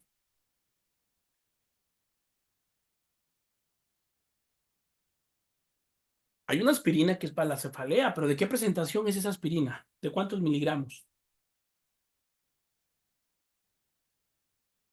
De 500 miligramos. Esta no, porque esta, como su nombre lo dice, tabletas de liberación retardada. ¿Qué quiere decir? La aspirina Protec se toma una tableta cada 24 horas. Y cuando el paciente ingiere la tableta de 100 miligramos de aspirina Protec, ¿por qué trae la palabra Protec? ¿A quién va a proteger? Inciso A, al riñón. Inciso B, al corazón. Inciso C, al cerebro. ¿Qué inciso seleccionarías? Al cerebro. Al cerebro, exactamente. ¿Para qué se le da a los pacientes? Para que no sufran un EBC, para que no sufran un derrame cerebral, pero también tiene propiedades en contra del infarto agudo al miocardio. Pero el objetivo principal es proteger el cerebro en primera opción y segunda opción el corazón. Nada más. No funciona para la cefalea, ¿sí? Porque es de liberación retardada. Y mucho cuidado con este aspirina Prote es el anticoagulante de excelencia, de excelencia. Es el anticoagulante oral de excelencia, sobre todo para prevenir derrames cerebrales en los pacientes. Pero hay que tener muchísimo cuidado con este medicamento. Este medicamento es de mucho respeto, de muchísimo respeto. Así como es la panacea para todo, muchísimo respeto. Te comento rápidamente el caso de un adulto mayor en mi pueblo, en Jalapa del Marqués. Resulta que al paciente ya se lo daban de por vida, ¿eh? Hay pacientes que ya lo toman de por vida. Pero resulta que el paciente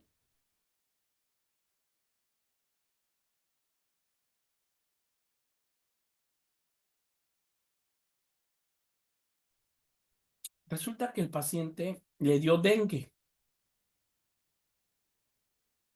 ¿Podría seguir tomando este medicamento el paciente? ¿Sí o no?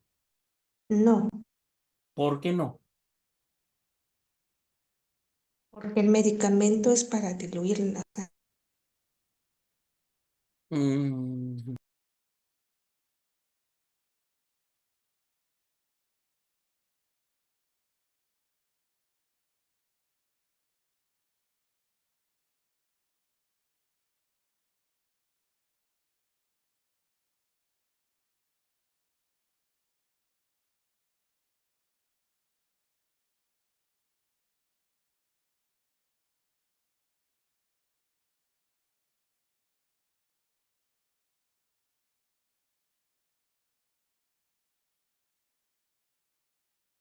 una disculpa, ya regresé, ya estoy acá.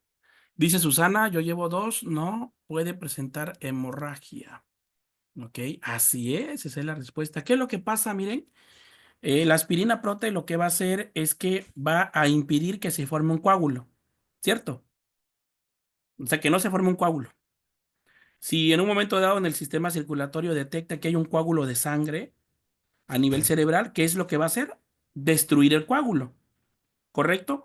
Cuando un paciente tiene dengue y lamentablemente desarrolla un dengue hemorrágico, pues el paciente va a empezar a sangrar, ¿cierto? Porque hay una disminución de las plaquetas, ¿no? Va a empezar a sangrar. Puede ser una hemorragia interna o externa. Hablemos que el paciente tenga una hemorragia externa, un sangrado por la nariz, una epitaxis, ¿ok? El paciente empieza a sangrar por la nariz y automáticamente los mecanismos los mecanismos para la coagulación sanguínea se activan. ¿Y qué es lo que hace? Ahí donde está sangrando el paciente, en automático se empieza a formar un coágulo. Pero como el paciente está medicado por aspirina prote, ¿qué va a pasar con ese coágulo?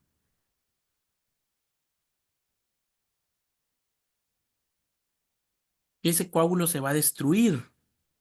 ¿Y qué va a pasar con el paciente? Se va a desangrar. Va a perder mucha sangre, va a caer en un shock hipovolémico y el paciente va a fallecer. Por eso tenga mucho cuidado en los pacientes que tomen aspirina Protex. Si en un momento dado se sospecha de un caso de dengue, en ese momento hay que suspender ese tratamiento. ¿Sale?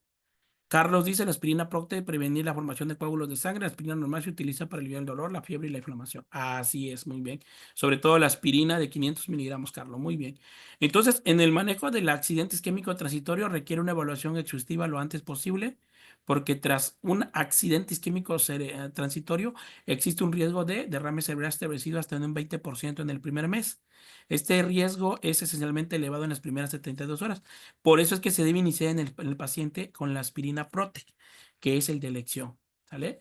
En cuanto a la prevención secundaria, tras el derrame cerebral se reduce de manera significativa el riesgo de recurrencia y la morbimortalidad vascular.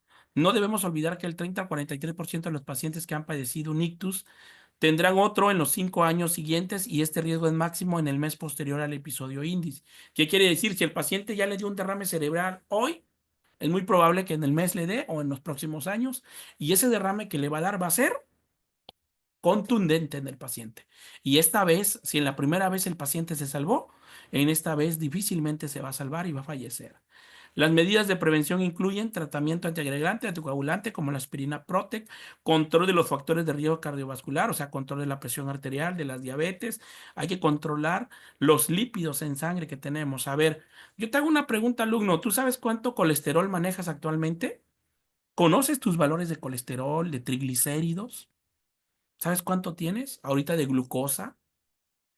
¿Te has hecho estudio? ¿Cuándo fue la última vez que te hiciste una química sanguínea?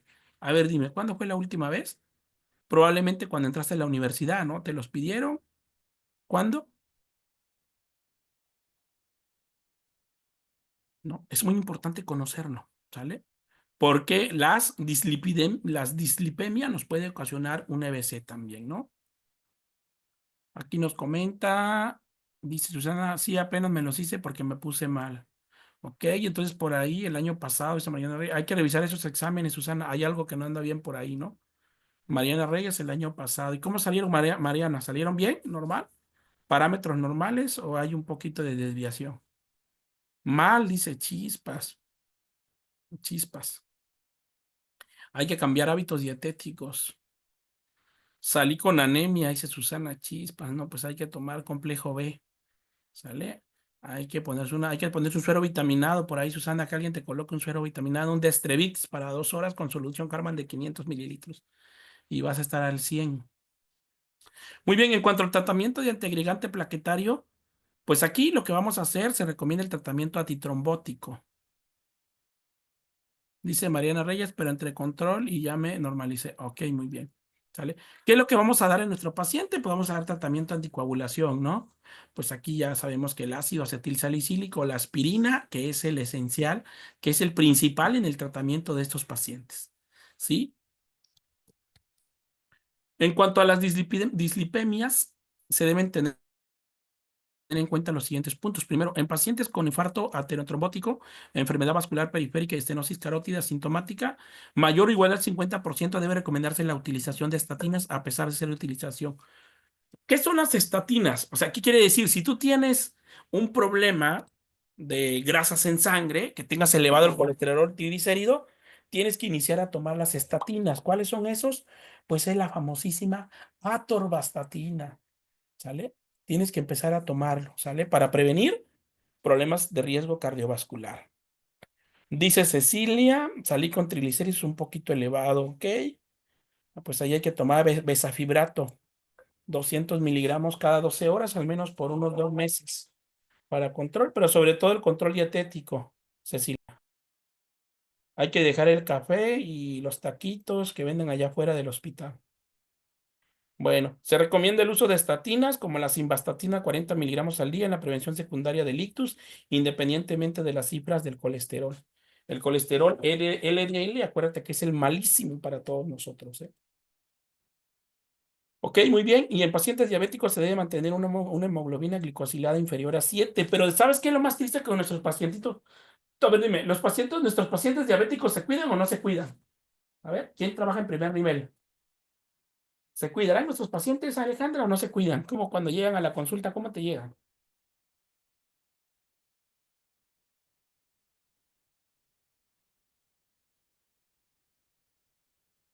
Nazaria, ¿cómo llegan los pacientitos?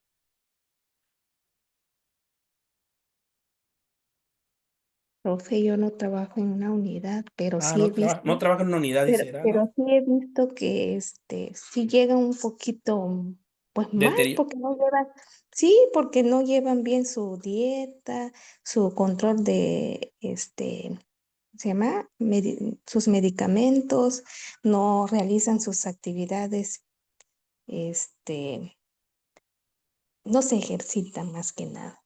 Así es, no se cuida. Muy bien. Mira, difícilmente un paciente diabético va a tener una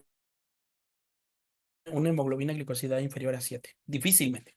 La mayoría anda entre 7 y 8. Y hay quienes andan hasta más arriba de 8, ¿no? Y eso es malísimo para su salud. Muy malo, ¿no? Bueno, aquí nos comenta Beatriz, la glucosa por arriba de 200 miligramos por decilitro. Así es, muy bien. ¿Cuál es el pronóstico de un paciente con EBC?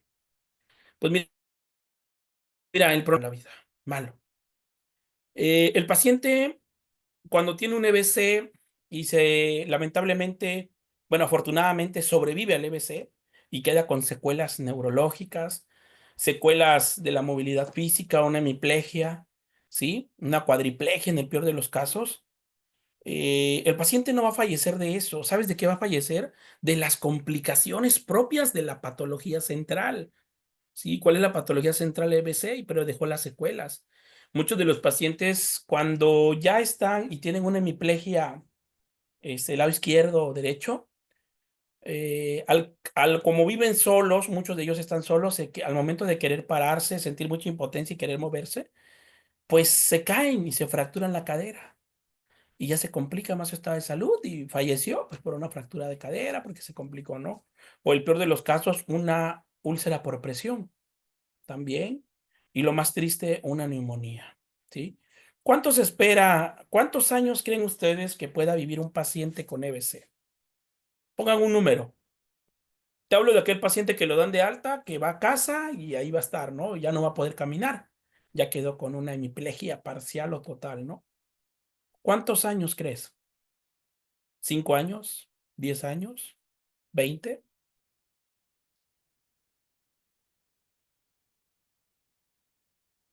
No, maestro, muy poquito.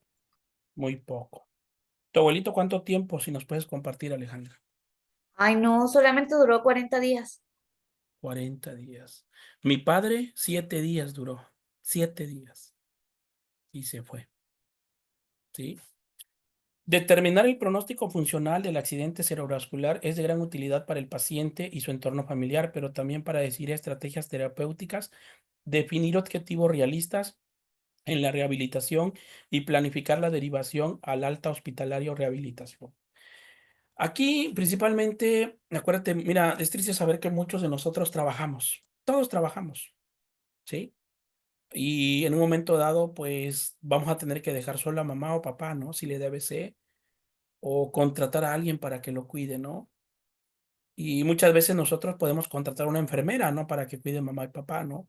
Supongamos que ya contratas a una enfermera, ¿no? Pero la enfermera te va a cobrar 1,000 pesos por día. Tú trabajas de lunes a viernes, entonces estarías pagando 5,000 pesos a la semana. Mi pregunta es, ¿ustedes pudieran pagar 5,000 pesos a la semana, alumnos? ¿Sí? ¿Podrían costear ese gasto? No, No maestro. es muy, No, mira. Pero si yo te digo que la agencia de enfermería La Guadalupana te va a cobrar por 8 horas, que es en el tiempo que tú vas a cuidar, porque tú vas a ir a trabajar, te vamos a cobrar 400 pesos por 8 horas. Te vamos a echar la mano, de verdad. Ahí estaremos hablando que vas a pagar 2,000 a la semana. ¿Lo podrías pagar? Sí, eso sí. Sí, así es. Entonces hay que ser conscientes. Y desafortunadamente muchos de los que están egresando de la carrera de enfermería quieren cobrar 1,000 por una jornada. Porque los chicos ven el lado monetario, no ven el lado humano de la enfermería. Entonces hay que ser conscientes, porque acuérdate que la vida es así. Hoy estamos arriba, mañana estamos abajo. Hay que ser conscientes, ¿sale? Y el tratamiento rehabilitador, pues bueno, aquí en cuanto al papel de rehabilitación para el accidente vascular cerebral, se orienta hacia 3 fines. Primero, valorar las lesiones y el déficit funcional en un momento dado y su evolución, estimar el pronóstico funcional, o sea, qué tanta movilidad tiene mi paciente, establecer un plan terapéutico individualizado para cada paciente. Y en el plan terapéutico del accidente cerebrovascular estabilizado, podemos plantear los 4 objetivos. Primero, prevención y tratamiento de las complicaciones. Sobre todo, ese paciente lo tienes que mover. Se tiene que mover y se tiene que bañar. Y diario el paciente. A menos que sea adulto mayor, pues vamos a bañarlo un día sí, un día no. Pero si es un adulto joven, pues se tiene que bañar diario. ¿Sale? Mantener o recuperar las funciones orgánicas, recuperar las capacidades funcionales perdidas y la adaptación a las funciones residuales.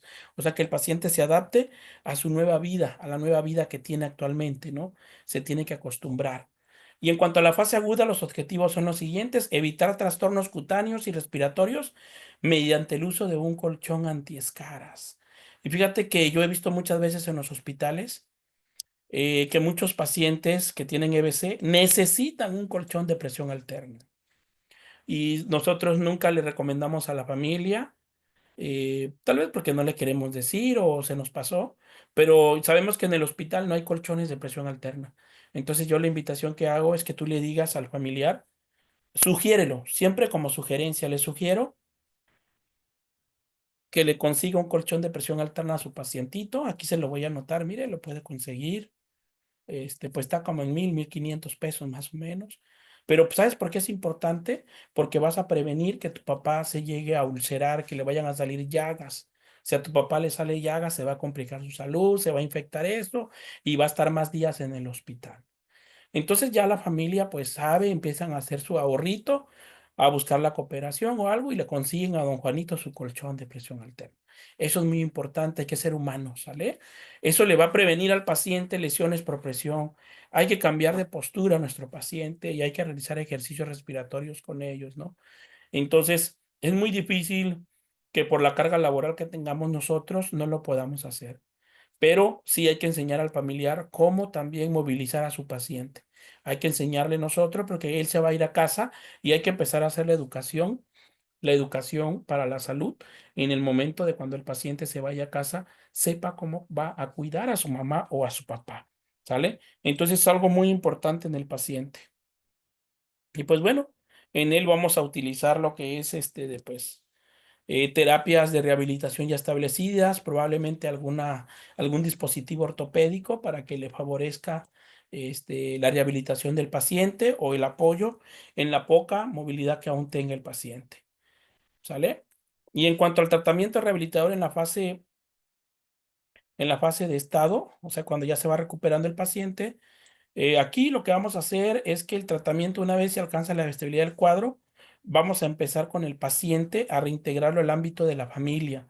El tratamiento rehabilitador consistirá en continuar la terapéutica previa por progresando en la potenciación muscular, técnicas de recuperación de la marcha en el paciente, una reevaluación de ortosis funcionales, valoración del uso de ayuda de técnicas, ¿no? Y todo esto nos va a ayudar a que nuestro paciente vaya regresando lo más pronto posible a su vida, ¿no? Hacer un poco de que tenga independencia y que no dependa totalmente de nosotros el paciente. Sí, porque si es un paciente totalmente dependiente de nosotros, pues difícilmente vamos a poder que él empiece a ayudarnos también con su recuperación de su salud. Es cierto que este paciente pues no va a volver a caminar. Esa es una realidad, difícilmente van a volver a caminar. Entonces, pero tiene que tener la mayor independencia posible. Pero bueno, a término de conclusión, pues puedo decirte lo siguiente: si en algún momento tú tienes la oportunidad de poder apoyar a un paciente con EBC, a un familiar que esté pasando por esa situación difícil, hazlo sin pensar. ¿sí? Acuérdate que el que está allá arriba ve todos los buenos actos que nosotros hacemos, ¿sí? Entonces, no esperes algo a cambio, ¿no? Muchas veces estos familiares están pasando por situaciones difíciles. ¿Y sabes por qué? Porque muchas veces el paciente que está en cama hoy en día, ¿sí? Es el jefe de familia. ¿Y tú sabes qué pasa cuando falta el jefe de familia? La familia entra en crisis, ¿sí? En crisis económica, en crisis emocional, porque en todas las familias hay un jefe de familia, hay un líder que es el sustento de la casa. ¿Qué pasa cuando ese líder ya no está? ¿Qué pasa con esa familia? Se fractura la familia, ¿sí? Y ahí es donde muchas veces, como ya no está el jefe de familia, pues muchos de los hijos empiezan a ir de la casa, caen en problemas de drogadicción, etcétera, etcétera. Entonces hay que apoyar a nuestros pacientes. Y si en algún momento dado tú tienes la oportunidad de poder, en el hospital, tienes la fortuna de atender a un paciente con EBC, pues hay que bañar al paciente. Vamos a bañarlo, ¿sí? No hay que dejarlo así nada más. El paciente necesita nuestra ayuda, ¿sí? Hay que ser conscientes, hay que cambiarlos de posición, no hay que ser tan mala onda, hay que cambiarlos de posición. Es nuestra obligación, por eso nos están pagando. Hay que bañarlos. Probablemente ya estés cansada, fatigada de tanto trabajo, pero hay que bañarlos. Tenemos que bañarlos, es nuestra obligación. ¿Sale? Acuérdate que todas las cosas buenas que tú hagas, cuando tú llegues a ser adulto mayor, todo eso se te va a regresar. Pero si hoy en día que tú eres joven, no haces buenos actos, cuando seas adulto mayor, te van a aplicar lo mismo. Acuérdate, el karma existe y todo lo vamos a pagar aquí en este plano terrenal. Mentira que es allá arriba, mentira, no es arriba, es acá abajo, ¿no? Y llévate presente esto, y esta pregunta llévatela bien marcada en tu corazón y en tu mente. ¿Estás preparada para cuidar a mamá y a papá? ¿Estás preparada? ¿Estás preparado, preparada para cuidar a mamá, papá, si afortunadamente le da un EBC? Si la respuesta es no, empieza a actuar desde ahorita. ¿Tú sabes qué presión maneja tu mamá? ¿Sabes si tienes con vida a tu mamá y a tu papá? ¿Sabes qué presión maneja tu mamá? ¿Se la has medido o no se la has medido? Compárteme, a ver. Sí, maestro, mis papás manejan presiones bajas. Muy bien. ¿Alguien más? ¿Saben cuánto mide la presión de su mamá? Si no, hay que medirle la presión a mamá y a papá. Porque ahí empieza, ¿no? ¿Cuándo le hiciste los últimos laboratorios a tu mamá y a tu papá? ¿Cuánto de colesterol tiene tu mamá, tu papá? ¿Cuánto de glucosa tiene? ¿Están bien? ¿No están bien? Porque acuérdate que todos esos factores van a desencadenar un evento vascular cerebral, un derrame cerebral. Si tu papá consume alcohol, va para allá. Si tu papá fuma, va para allá. Ese es el final, desafortunadamente. Dice Mariana Reyes. Muchísimas gracias, profesor. Qué hermoso tocó ese tema. Muchas bendiciones. Mi papá es hipertenso, Beatriz. Cuida a tu papá, Beatriz, cuídalo, porque mi papá era hipertenso. Desafortunadamente yo no era enfermero, yo no sabía nada y se fue de mi lado en el 2006. ¿Sí? Y a veces siento que fue ayer apenas lo que pasó, ¿no? Y sí, me quedé con eso quedó siempre acá, ese dolor aquí en mi pecho, ¿no? Nunca olvido esos momentos, sobre todo la impotencia de que yo no pude hacer nada cuando falleció, ¿no? Cuando se broncoaspiró con sus propias secreciones. Por eso de tanta impotencia, hoy en día compré mi aspirador, mi tanque de oxígeno, tengo todo. Por si algún día alguien lo necesita, ahí voy a estar con ellos. Dice Cecilia, lluvia de bendiciones, maestro, muy agradecida. Pues bueno, si alguien desea obtener la constancia de esta sesión, titulada EBC, Intervenciones de Enfermería en el Adulto Mayor, tiene un costo de 200 pesos. La constancia dura aproximadamente 15 días para entregar la constancia. El proceso es un poquito tardado porque se imprimen, se pasan a firma, foliación, sellación, etcétera. Es un proceso largo. No son constancias autógrafas, son constancias elaboradas y ya nosotros se las mandamos escaneadas a su correo. Por eso tarda un poquito. Ya, primeramente Dios, para el lunes, martes, ya sale el bonche de las constancias de los cursos anteriores. Pero de que su constancia se le entrega, se les entrega. Entonces, si alguien desea, pues ya tiene mi número por ahí, si no se los comparto. Acuérdense que es bueno tener nuestro documento cuando nosotros hayamos tomado alguna sesión clínica, ¿sí? Como aval, ¿sale? Aquí les dejo mi número de celular para quien no lo tenga. Y si gustan, Les puedo compartir la diapositiva también.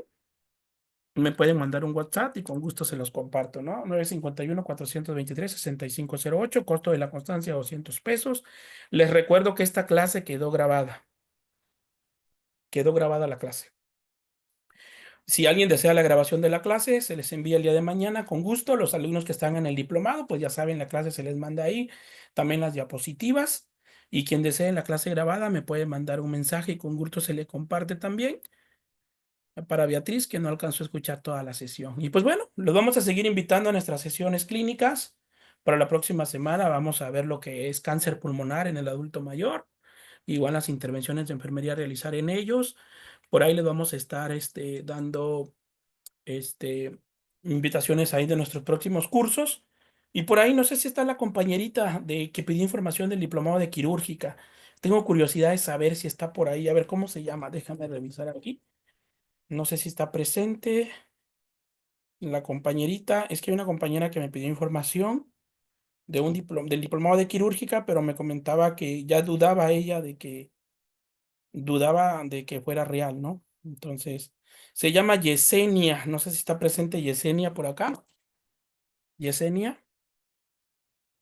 Creo porque le compartí el link para que entrara a la clase, pero creo que no está presente Yesenia.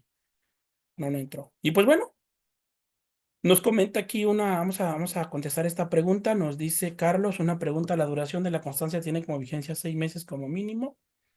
No, eso es falso, es falso. No, miren, la constancia de cursos, constancias de cursos como es para toda la vida.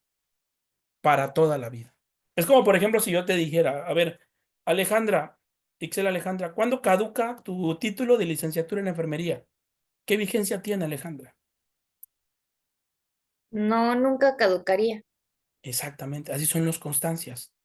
Pero, para procesos de certificación en enfermería, tienen vigencia de 5 años. ¿A qué me refiero? Por ejemplo, yo me voy a certificar ahorita en el 2025, en septiembre, recertificar en mi caso mío. Supongamos que una persona se va a certificar en septiembre del 2025. Todas las constancias que tenga esa persona de atrás, desde que inició la licenciatura hasta hoy, va a ser los puntajes que le van a tomar en cuenta para su certificación. Pero a partir de septiembre de 2025 en adelante, va a tener el compañero encontrar cursos para que en el 2030 que se va a certificar otra vez, ahí meta sus constancias. Y esas constancias que colocó ahorita en 2025 ya no entran para la del 2030 y así sucesivamente, Carlos. Por eso las constancias diplomados tienen vigencia de 5 años, pero solo en procesos de certificación. Pero para valor curricular es para toda la vida, para toda la vida. ¿Ok? Pues bueno, no sé si tengan alguna otra pregunta, algo que comentar, los escucho.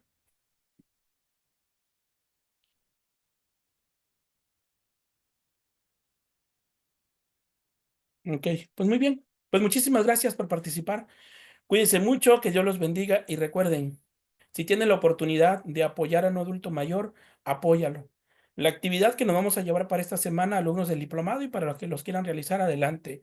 Vamos a comprarle algo a un adulto mayor que encontremos en el mercado o en nuestro trayecto al trabajo o a casa que esté vendiendo un producto, pero que sea adulto mayor. Hay que comprarle algo, hay que comprarle, hay que ayudarle. ¿Sí? Porque ese adulto mayor, esa es su forma de ganarse la vida. Entonces, nuestra actividad va a ser comprarle un producto o artículo que esté vendiendo un adulto mayor. ¿Sale? Esa es la actividad que nos vamos a llevar. Pues bueno, cuídense mucho, dice Edith Millán. Excelente disertación, muchas gracias por compartir sus conocimientos. Gracias, Edith. Y Carlos, excelente tema, bendiciones para todos. Pues cuídense mucho, que Dios los bendiga, que pasen una excelente noche y nos vemos en nuestra próxima sesión. Buenas noches. Gracias, maestro. Buenas noches a todos y gracias por el tema. Nos vemos.